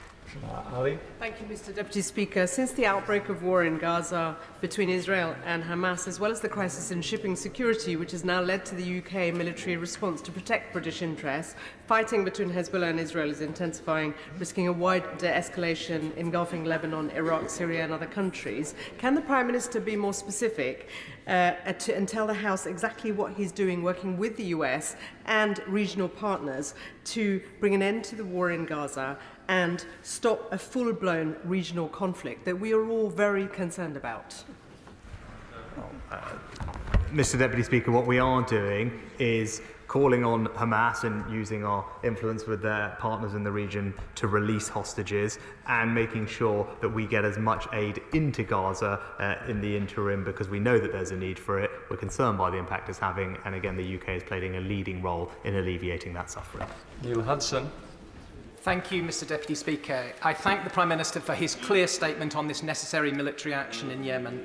Can I join him in paying tribute to our brave armed forces at this time? And can the Prime Minister reaffirm that this action is important for protecting freedom of navigation and the safety of shipping, which has direct and indirect impacts both on world trade and indeed our UK economy? My honourable friend is absolutely right to point out the impact of what's happening in the Red Sea on British families at home. 15% of global trade passes through this corridor, and as we are seeing, if they have to reroute, that will have a direct consequence on the prices that British families pay. And as we saw with the Ukraine and Russia situation, we can't ignore what is happening. We need to act to protect British people and ensure their economic security. Alan Kaiser. Mr. Deputy Speaker, of course the Houthi rebels must stop their attacks in the Red Sea. And the Prime Minister was correct in his statement today to speak of the dire humanitarian crisis in Yemen. He's of course spoken at the dispatch box today about the aid delivery to Yemen, yet he failed to mention that successive Conservative governments, both as a cash figure and proportion of ODA, humanitarian aid to Yemen has in fact fallen since 2019. So if the Prime Minister accepts that there is a humanitarian crisis, not just in Yemen of course, but across the globe in Gaza, Ethiopia and other countries, then will his government return to 0.7%, a move that would be supported by members from across the House? Mr. Deputy Speaker, we are I think the 5th largest donor to the UN appeal in Yemen, £1 billion since the conflict started, and we are providing food for at least 100,000 people every month. It's a record that we should be proud of, the UK again leading by example and making an enormous difference around the world. Jonathan Ginogly. Deputy Speaker, I think it's since 1875 that the Royal Navy has had a key objective of keeping the Suez Canal open for commercial shipping. So frankly, this should have come as a surprise to no one, and I commend the Prime Minister on his decisive action in that regard. But listening to the statement today, I'm not hearing much of a connection with Gaza. What I am hearing again and again and again from questions are connections to Iran. And it's easy looking at the symptoms, but the causes also need to be looked at. And could I just ask my right honourable friend if he's going to be working with our international allies to deal with the question of Iran? My honourable friend is absolutely right. That is where the linkage is. It's with the behaviour of the Iranian regime. We agree with the US assessments, and I can give him the reassurance that we are working closely with partners. Obviously, we're taking steps to protect ourselves here at home with the National Security Act and other measures. But of course, internationally, we want to see Iran's influence on the region create less instability, and that's why our interdiction, for example, of illegal arms shipments is so important, and we'll remain actively engaged in how we can do more. Clive Effort. Thank you, Mr. Deputy Speaker. Clearly we couldn't ignore attacks on international shipping, and we were right to act with international partners, and we must continue to work to broaden that partnership in dealing with the situation as we go forwards. But having said that, can the Prime Minister say just how do we measure success of this limited engagement? How do we deem it to be safe for international shipping to return to the Red Sea? What is the end plan? Well, can I thank the honourable gentleman for his support. I said, on its merits, the specific targets that were selected, our initial assessment is that we have been successful in destroying those, but that remains an initial assessment. We want to see what he said, which is a return of shipping safely to the region. The Transport Secretary is regularly engaging with companies about their passage, but we will continue to do everything we can to ensure that safe passage through the region, working together with our allies. Henry Smith. Thank you, Mr. Deputy Speaker. The Iranian-backed Houthis are a terrorist group who have killed hundreds of thousands of Yemenis and are fighting the international recognised government in Yemen. And the action that the UK took with allies earlier last week was absolutely correct. What further efforts are being made by the government to augment and increase the already impressive international coalition that we have to make sure that more countries step up and play their part to ensure freedom of navigation, which is so important for global free trade. My honourable friend is absolutely right. And we will continue to engage diplomatically to broaden that coalition. Already, as he knows, 14 countries signed the statement, UN Security Council resolution, but ultimately everybody is impacted when freedom of navigation is imperiled as it is, not just for the security of their citizens, but also because of the shock to their domestic economies from higher inflation. And so I'm confident that we will continue to have a broad coalition for condemning what the Houthis are doing and calling on them to desist. Chris Law. Deputy Speaker, after the horrific events of October the 7th, the Prime Minister told this House the UK was working to prevent escalation and that we, and I quote, "we are increasing our presence to prevent broader regional instability at this dangerous moment." Yet in the following months, nearly 24,000 Palestinians have been killed, cross-border fighting with Hezbollah, air raids in Lebanon and Syria, and now Houthi attacks on vessels in the Red Sea, resulting in US and UK strikes in Yemen. So does the Prime Minister accept that attempts to prevent escalation and broader instability are failing, that this cycle of violence must stop, and that this requires an immediate humanitarian ceasefire and an end to the indiscriminate bombardment of Gaza? Mrs. Deputy Speaker, in Gaza, no one wants to see the conflict go on a moment longer than is necessary. We support a ceasefire, but it must be a sustainable ceasefire that will last, and that's what we'll continue to work to bring about. Alexander Stafford. Very much indeed, Mr. Deputy Speaker. I congratulate the Prime Minister for his right to act with force, determination and firepower against the Houthi terrorists to protect international shipping and keep the Red Sea shipping lanes open. With the recent deal between Ethiopia and Somaliland opening up the real possibility of international and regional recognition of Somaliland as an independent country, which would help enable stability to the Horn of Africa, the southern end of the Red Sea and the Gulf of Aden, does my right honourable friend agree with me that the UK should follow Ethiopia's example and start the process to recognise Somaliland as a sovereign independent country? Well, can I thank my honourable friend for his support of our action, and he'll know that the Foreign Office and Ministers are regularly engaged with our partners in Africa, and what we want to do is bring prosperity and security to the region, and we'll continue to dialogue with everyone to make sure that that happens. Valerie Vaz. Having been born in Aden, I'm obviously saddened that the democratic and humanitarian crisis in Yemen over the last 9 years hasn't provoked such an active response against the Houthis. But could I ask the Prime Minister who advised him not to come to Parliament, and how will he ensure that the peace agreement in Yemen is actively and vigorously monitored and pursued?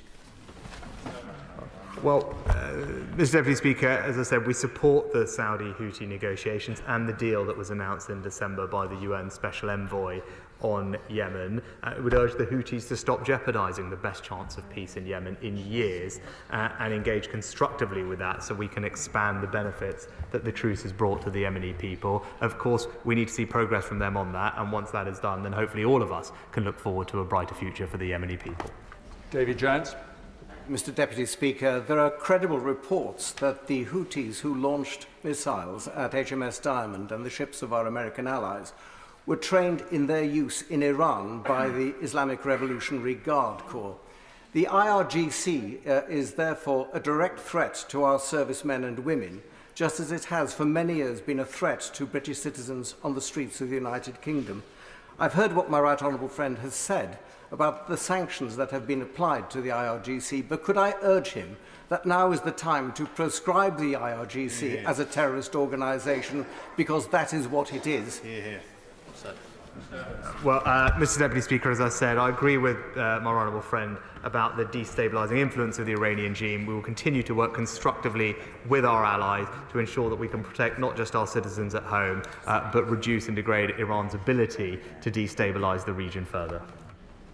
Dame Neil Griffiths. Thank you very much indeed, Mr. Deputy Speaker. Well, I very much welcome the Prime Minister's announcement on funding for Ukraine and the UK-Ukraine Security Cooperation Agreement, which, in line with the NATO Ukraine Commission's programme, focuses now on increasing Ukraine's defence industrial base and ensuring that they can provide long-term assistance against Russia's aggression. So can you tell us what discussions he had with President Zelensky about exactly how we will be involved, both government and UK manufacturers, in implementing that in full? Thank the Honourable Lady for her question. I think she's absolutely right about the necessity of doing that. It was a feature of our conversations last week, but also we facilitated a visit by some of our leading defence companies to Ukraine at the end of last year to further the cooperation between our two countries, and there's a path forward to see how we can build that, to build the defence industrial base in Ukraine to help them defend themselves in the future. Shah. Thank you, Mr Deputy Speaker. I first associate myself with all the comments made by the Prime Minister and the Leader of the Opposition in the commitment to root out anti-Semitism. It is unacceptable for British Jews to be held responsible for the actions of Israel as a government, and for the idea that British Jews can have any effect there with the Israeli Prime Minister or with his cabinet. In the same vein, Mr Deputy Speaker, it is also true with the rise of Islamophobia, and it really has been a new low and a new painful blow today for the Prime Minister to say to a British Muslim in this House, a member for Coventry South, that she should tell Hamas and Houthis to stop doing what they're doing. That is an Islamophobic trope, Mr Deputy Speaker. Maybe the Prime Minister will reflect, withdraw and take the opportunity to show leadership and apologise. Coming back to the question, Mr Deputy Speaker, the government itself... Question. I'm going to take it at that, please. Now, I would say to the Honourable Lady, I have said to all members consistently not to conflate these conflicts, and when they are calling on the UK to de-escalate tensions, to recognise that the people who are causing these situations in the first place is the Hamas terrorist organisation and the Houthis, and it's got nothing to do with anything else other than to recognise the instigators of this violence and illegality and make sure that that is uppermost in everybody's minds when we have these conversations about the best way to respond. Now, can we really focus on the question, please? Mary Kelly-Foy. Mr Deputy Speaker, only a handful of MPs have had the chance to scrutinise the Foreign Secretary since his appointment last year. In fact, news presenters have had more opportunities to scrutinise him than we have. Parliament is supposed to be sovereign, and we must be able to scrutinise major decisions like last week's airstrikes. So what steps has the Prime Minister taken to ensure that we in this House can scrutinise the Foreign Secretary and debate and vote on military action? Mr Deputy Speaker, my right honourable friend has made regular statements over the past couple of months about foreign affairs. I am here answering questions about the actions last week, and the Procedure Committee is actively looking at how we can ensure proper accountability and scrutiny, as indeed I gave evidence on that particular topic at the Liaison Committee in December. Vera Hobhouse. Deputy Speaker, we must support the recognised Yemeni government, not least by helping them to address the huge problems of malnutrition and hunger. The government has slashed aid by almost £200 million. Now, he has already answered several questions on humanitarian aid, but can I ask him directly, will he reverse the cuts to the aid budget in order to address the human suffering in Yemen, which only fuel the success of the Houthi terrorists? I was proud that we hosted a food security summit, which was warmly welcomed by vulnerable countries last year. But perhaps the Honourable Lady could tell the House how she would propose to pay for the £5 billion increase in the aid budget that she is proposing. Rachel Maskell.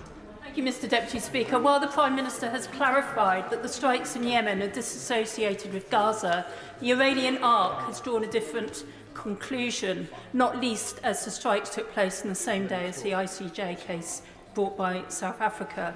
We know the only way forward is de-escalation in the light that assaults continue in the Merchant Navy and assaults in Gaza continue also over the weekend. When will he condemn the attacks by Israel on civilians and call for an immediate ceasefire? Well, Mr. Speaker, I've addressed that previously, but with regard to South Africa's referral of Israel to the ICJ, that development is unhelpful. We don't agree with it, and I don't believe it is right. As we've previously stated, Israel does have a right to take action in self-defence against Hamas, and it's important that it does that in accordance with international humanitarian law, and we will continue to make that point to them. Richard Bergen. Thank you, Mr Deputy Speaker. We're now in a very dangerous moment where the war in Gaza risk spreading into a much wider and even more deadly war across the Middle East. There is a real risk our country finds itself in yet another war in the Middle East that it cannot get out of easily. To avoid any wider war, don't we now need an emphasis on de-escalation and diplomatic efforts? And doesn't the need to seek such a wider diplomatic solution make it more urgent to be pushing for a ceasefire in Gaza? Mr. Deputy Speaker said no one wants to see the conflict in Gaza go on a moment longer than is necessary. We support a ceasefire, but it must be a sustainable ceasefire that will last. And that means Hamas no longer in power in Gaza, no longer able to threaten Israel with rocket attacks and other forms of terrorism. And Hamas simply does not represent the Palestinian people's legitimate aspirations. Kevin Brennan. Thank you, Mr. Deputy Speaker. Some in the House may recall that one of my constituents was held captive by the Houthis for 5 years simply for being in possession of a British passport. I'm glad, and the House will know that we were able to get him safely returned. So we should be under no illusions about the nature of the Houthis. But can I re-emphasise the importance of minimising any civilian casualties in any action that the UK is involved with? And can he impress that not only upon our highly professional armed forces, but also upon our partners in any actions that are taken by the UK? I can give the Honourable Gentleman that assurance, and again our initial assessment is that we were successful in minimising civilian casualties in this case. Richard Ford. Thank you, Mr. Deputy Speaker. There are times when a government needs to take military action without the approval of Parliament, including for operational security or for the element of surprise. But last week's strikes were signalled very plainly in the media. The strikes could have been debated, voted on and supported by this House in advance of action. Tomorrow I will table a bill which will require parliamentary approval for the engagement of UK armed forces in armed conflict, even if it is retrospective. Will the Prime Minister support it? As I said, it was necessary to act with speed so that we could allow our armed forces to maintain the vital security of their operations and ensure the effectiveness. I believe that is in accordance with the Convention on the Deployment of Military Force, and as I said previously, we must maintain the prerogative powers that allow the Executive to act in such emergencies, but I'm here in Parliament to explain the action in full and take responsibility for it. Alex Sobel. Thank you, Mr. Deputy Speaker. The Prime Minister earlier in the statement stated that the Houthis were aided by Iranian military intelligence assets to target British shipping.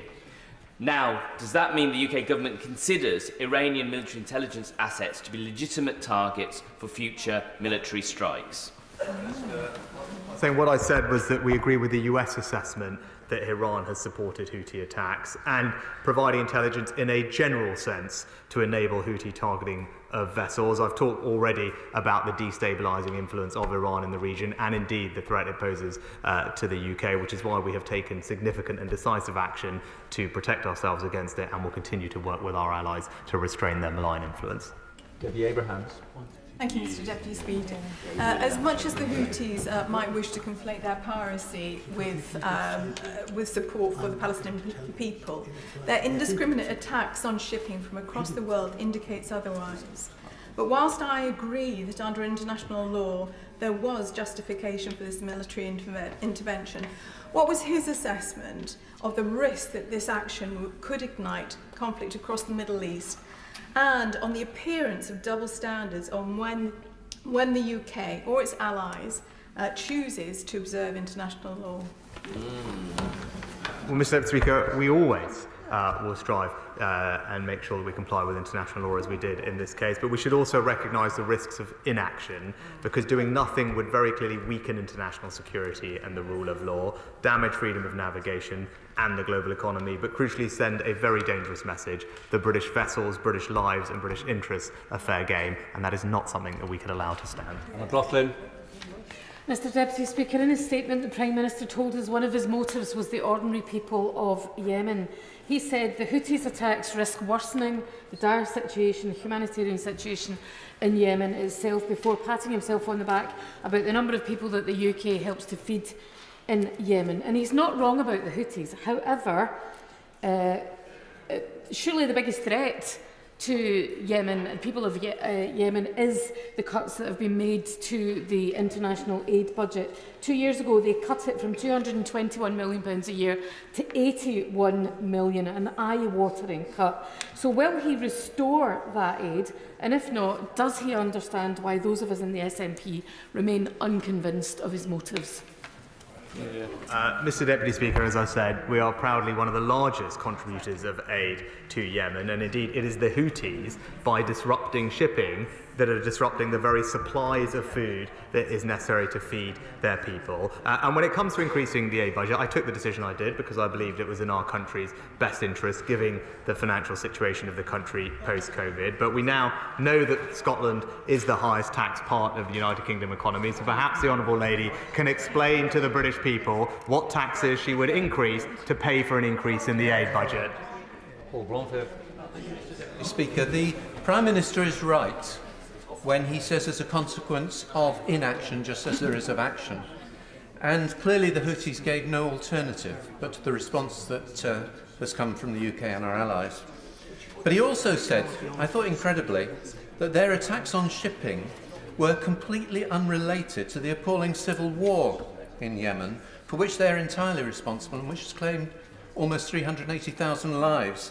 Surely it had everything to do with that conflict, and there is a concern that the Houthis' political position has been strengthened inside Yemen and beyond as a result of the actions on both sides.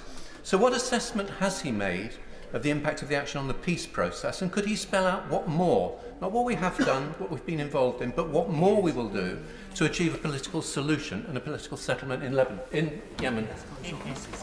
Well, Mr. Deputy Speaker, what I said is our response was not linked to the conflict in Gaza and should not be or conflated as being so. Now, as I said, we are a penholder on Yemen in the UN Security Council, so we actually diplomatically engage extensively with allies, notably the Saudis, to see if we can support the deal that was announced in December. We will continue to do so. Obviously, it's for the Houthis that the onus is on to engage with that process to bring about peace and stability for the people of Yemen. Leila Moran. Deputy Speaker, nothing angers me more than those who choose to use the plight of the Palestinians to further their own nefarious ends. And this applies to Iran primarily, but also their proxies. Does the Prime Minister accept that the best way to pull out the rug from under the Iranian regime is to achieve that two-state solution by way of an immediate bilateral ceasefire in this conflict now? As I've said previously, we do support ceasefire, but it must be sustainable, and that means multiple things have to happen for it to be so. And as I said previously, we remain committed to a two-state solution, because I believe in a future, as does this government, and I think this House, where Palestinian and Israeli people can live side by side in peace and security, and everyone can live their lives with dignity and opportunity. That is the future that we are striving to build. Matt Weston. Thank you, Mr. Deputy Speaker, and can I welcome the remarks from the Prime Minister about the situation in Ukraine and our commitment to that. But in the Middle East, the escalation and conflagration of the situation there has seen obviously just beyond the 23,000 deaths of civilians, including children, is really quite shocking, but it's now extending to a crisis of other nations more widely and across the world. Does he agree with me that we do need to see a negotiated ceasefire in Gaza, and that ultimately, 30 years on now from the Oslo Accords, we have to see a deal which is land for peace negotiated? Well, Mr. Deputy Speaker, no one wants to see this conflict go on a moment longer than is necessary. We support a ceasefire, but it must be a sustainable ceasefire that will last, and that means Hamas releasing hostages, but also no longer able to threaten Israel with rocket attacks and other forms of terrorism. And in the meantime, we will do everything we can to get more aid into Gaza. Brian. Thank you, Mr. Deputy Speaker.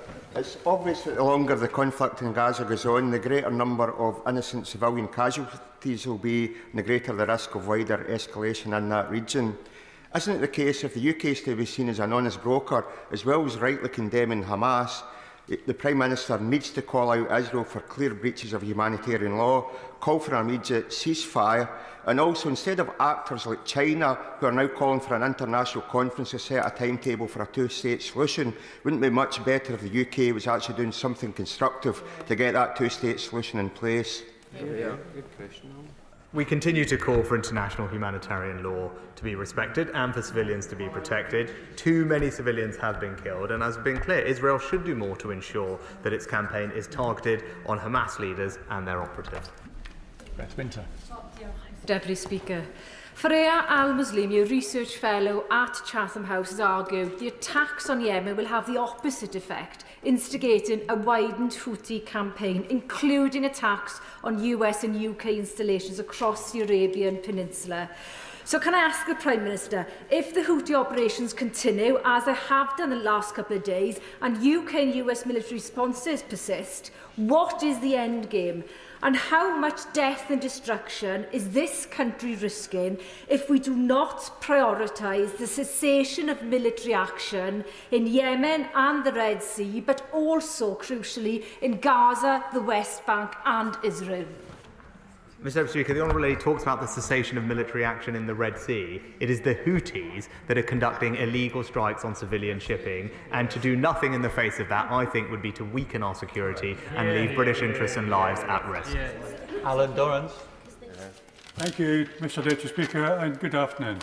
Mr. Deputy Speaker, we've seen from earlier events in Iraq, Libya and elsewhere that United Kingdom and United States military intervention has resulted in destabilisation and subsequent civil wars with massive loss of civilian life. What, if anything, is the Prime Minister making in terms of diplomatic efforts to prevent this happening in Yemen? Mr. Deputy Speaker, as I've pointed out previously, several countries, 14 of which signed a statement earlier this year calling on the Houthis to desist what they were doing and said there would be consequences, and we've had a UN Security Council resolution condemning Houthi activity and noting the right of states to take self-defence, and that's what we did. We acted in a proportionate and necessary way in a direct threat to UK vessels and therefore to the UK itself. Emma Hardy. Thank you, Deputy Speaker. Many people are deeply worried about the escalation of hostilities and growing instability across the region. There must be an accelerated determination to bring about an urgently needed ceasefire in Gaza and hostage release. And if the bombing doesn't deter the awful actions of the Houthi rebels, what is the Prime Minister's plan B? I'd say to the Honourable Lady as well, there is in all cases a risk of inaction. In the face of attacks on civilian lives, British interests, it would have been wrong to do nothing. There have been extensive diplomatic activity, and this military action was limited, it was proportionate and necessary, and it was in self-defence. I believe that was the right course of action, and to do nothing would have been to be wrong. Gavin Newlands. Thank you very much, Mr Deputy Speaker. The Prime Minister said earlier, quite rightly, that we must condemn the Houthis and their illegal strikes on innocent civilians to protect the rule of law. So will we also condemn Israel and illegal strikes against innocent civilians, including 10,000 dead children, to protect the self-same rule of law? Exactly. As I've said repeatedly, we are deeply concerned about the devastating impact of the fighting in Gaza on the civilian population. Too many people have lost their lives already, and there is a desperate need to increase humanitarian support to Gaza. That is what we're doing, and calling Israel to abide by international humanitarian law and to do everything they can to protect civilian life. Andy Slaughter. Thank you very much, Mr. Deputy Speaker. This is there's a greater conflict in the Middle East now than there has been for many years. In Lebanon, Syria and Iraq, as well as Yemen, Israel and Palestine, much of it stoked by hostile actors. The Prime Minister has told us what his military response is presently. What specifically diplomatic initiative is he pursuing to promote Britain's historic role towards peace in the Middle East? Well, the honourable gentleman will know I was one of the first foreign leaders to visit the region after the attacks and meet with all the leaders from across the region, including all the Arab states and President Abbas from the Palestinian Authority. And we are working with them to make sure that they have the capability for a post-Gaza future and how best to deliver that, as well as working with other Arab partners about increasing the supply of aid in and working towards a more peaceful long-term future. Christine Jardine. Thank you very much, Mr Deputy Speaker. The Prime Minister is right to point to the consequences for all of our constituents of these direct attacks on shipping by the Houthi. He's also right to talk about the dangers of inaction. But can I add my voice to those today who have pointed to our inaction in this place towards the Iranian Revolutionary Guard? And we see the malign hand of Iran throughout the Middle East now, creating situation after situation. So does the Prime Minister not think that the time has come to prohibit the Iranian Revolutionary Guard and describe them as a terrorist organisation? Well, Mr Deputy Speaker, we don't comment on prescription decisions, but I agree with the Honourable Lady that the behaviour of the Iranian regime, including the IRGC, does pose a significant threat to the safety and security of the UK and our allies. That's why we've sanctioned over 400 individuals, including the IRGC in its entirety. We've passed new laws like the National Security Act, which give us the powers we need to keep us safe, and we will continue to work closely with allies to make sure we implement the most effective ways of reducing Iran's malign influence in the region. Final question, Jonathan Edwards. Deputy Speaker, the Prime Minister has emphasised throughout the debate that it was not an act of escalation, but surely the key determinant of that is how the action is perceived by forces in the Middle East and the wider Arab population. Saudi Arabia, Turkey, Jordan and Egypt, countries we would not describe as anti-Western in any way, have all expressed varying degrees of concern. Is he not worried at all that many of the key players in the region view the military action as escalatory? I don't believe that we can outsource our foreign policy to the perception of what other countries might have. And we should recognise the risks of inaction. To do nothing, as I've said, would be to weaken international security and the rule of law. It would further damage freedom of navigation and the global economy, including those for British families here. And crucially, to do nothing would send a dangerous message that British vessels, British interests and British lives are fair game. And that would be completely unacceptable. And that is why it's right that we acted. I'd like to thank the Prime Minister for his statement today and responding to questions for just 5 minutes short of 2 hours. Thank you very much. Point of order, Zara Sultana. Order, Mr Deputy Speaker, and in line with the House's rules, I informed the member in question that I would be referencing him. In the previous statement, the member for Brigg and Goole implied that I had just, and I quote, given a free pass to the terrorists who carried out the October the 7th attack. Mr Deputy Speaker, that claim is grotesquely untrue. My question to the Prime Minister in no way had that implication. I was calling for a de-escalation in the region and for an immediate ceasefire, and his accusation is absolutely untrue. In this House and elsewhere, I have repeatedly condemned the actions of Hamas and called for the release of all hostages. Moreover, the member's gross accusation is playing to a racist trope, implying that because I am a Muslim, I support Hamas. So with rising Islamophobia and racist tropes asking British Muslims to prove their loyalty, can I ask you for guidance on how to get a full retraction and apology from the member for Brigg and Goole? Further to that point of order, Andrew Percy. As loath as I am to engage in this silliness, let me be absolutely clear.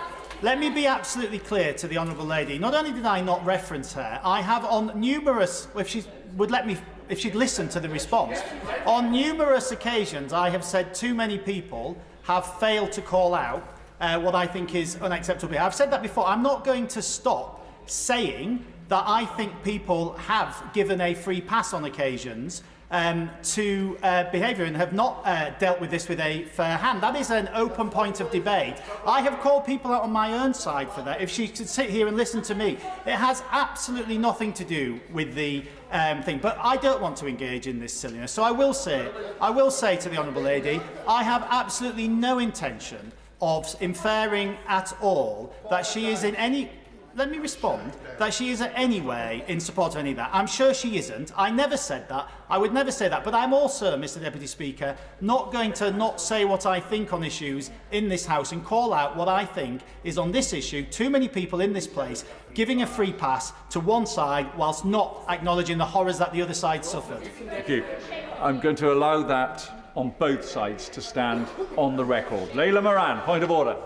On a point of order, Mr Deputy Speaker, I'd like to seek your guidance on the Parliamentary Convention regarding the deployment of UK armed forces for armed conflict. The Prime Minister will have heard the consternation from members across the House about MPs having a say on this deployment to troops in the Red Sea. There is a convention that was forged in the fire of the Iraq war debates that this House has its say in advance of any military action.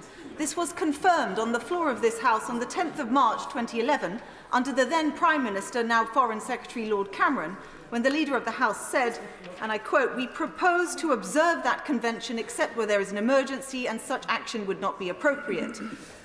Now, we are told that these strikes have to be debated, were about to happen for weeks, so it's not an emergency.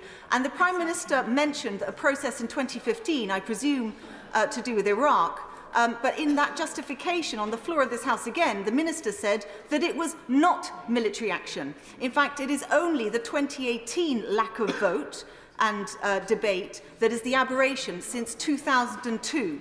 So the question I have for you, Mr. Deputy Speaker, is does this Prime Minister observe the convention, and what is the guidance for this House, what is the process to ensure that we can hold the government to account on this matter that should have urgent consideration?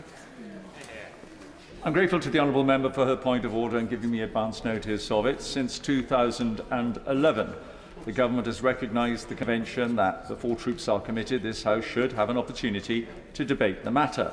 The government has undertaken, in the Cabinet Manual and in statements to this House, to observe that convention, except when there is an emergency and such action would not be appropriate. It is for the government to explain to the House why prior parliamentary authorisation was not appropriate in this case, and as she will have heard, he was asked directly by Mr Ford about pre-authorisation, and the House heard the Prime Minister's response to that question. So thank you very much. We will now pass on to the presentation of bills. Sarah Olney.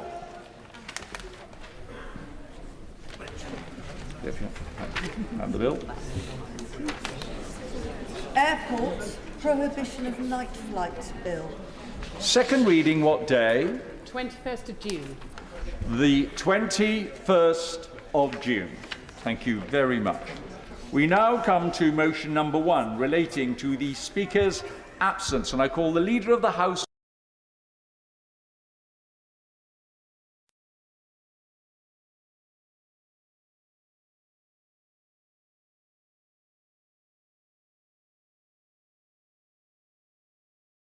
of the day.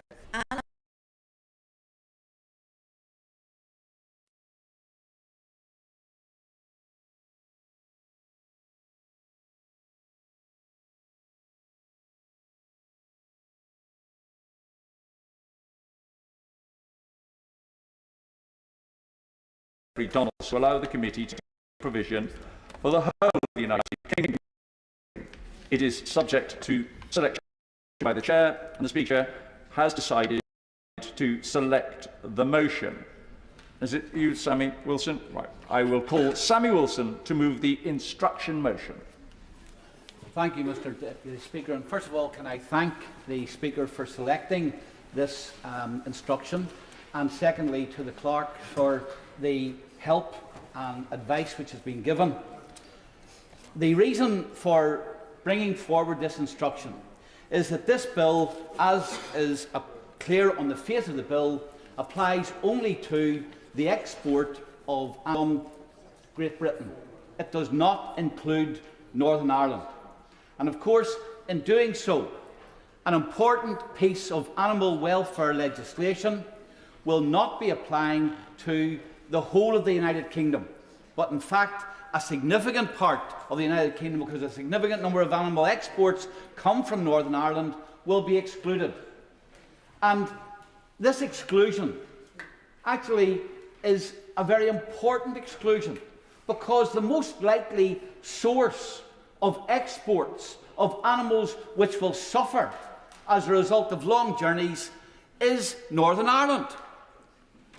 Because as a result of the exclusion of Northern Ireland from this bill, animals can be taken from Northern Ireland, exported through the Irish Republic, taken on a 23-hour boat journey to the European mainland, and then carried down to the south of Spain, France, or indeed further abroad. So the degree of suffering that animals are likely to experience as a result of the exclusion of Northern Ireland from this bill is very severe. And yet the whole point of the bill was to reduce animal suffering, to ensure that live exports did not happen, which could lead to animal suffering. Let me just remind the House what this journey entails. Because in a letter from the last Minister for Agriculture in Northern Ireland, I was informed that when animals were taken from Northern Ireland to a 300-odd mile journey through the Irish Republic, and they get to Rosslare, there was no necessity to feed them at that rest point. They'd be put on a ship for a 23-hour journey without being fed, and that still enabled the exporters to comply with EU safety regulations. Now, I put it to the House that if this bill is about reducing suffering for animals when it comes to live exports, then this is a huge gap, and it's one which needs to be it's closed. Now, the Minister is likely to tell us that there are a number of reasons why this can't be done. The first is that if we included Northern Ireland, then a substantial number of exports from Northern Ireland into the Irish Republic, and there are substantial exports, would be affected. If this instruction were accepted, then there would be an opportunity for this House to consider an amendment in the name of my party colleagues that would restrict the export of animals to the named destinations in the Republic of Ireland only. So it wouldn't affect that trade. But that motion could not, and that amendment cannot be considered unless this instruction is taken by the House and Northern Ireland is included. Now, the Minister is likely to argue that that would be contrary to WT rules, so there's no point even in proposing such an amendment. But again, there is an area here which the government should be testing, because even under WTO rules, exceptions can be made. You can exclude trade with certain countries or regions on the basis of the impact on animal welfare health. Now, it might well be that, of course, when it is tested, the rule will prove not to be effective. But at least by including Northern Ireland in this bill, by accepting the amendment, which would be subsequently capable of being debated in this House and voted on, that exception could be tested. So I think that the first argument that, look, there's no point in this because any subsequent amendments couldn't work, that is not true. The second reason, that it would stop exports from to the Irish Republic, that can be dealt with. The other argument, which I suspect, though the Minister, to be fair, to date has not used this, I don't know if because he doesn't feel it's politic or because he doesn't believe it is important, is that under the Northern Ireland Protocol and the Windsor Framework, Northern Ireland, certain laws made in this House cannot apply to Northern Ireland. Now, the reason for that, according to the EU, is to safeguard the EU single market and to ensure no damage is done to the EU single market. I don't see how anyone could argue that the export of live animals from Northern Ireland to the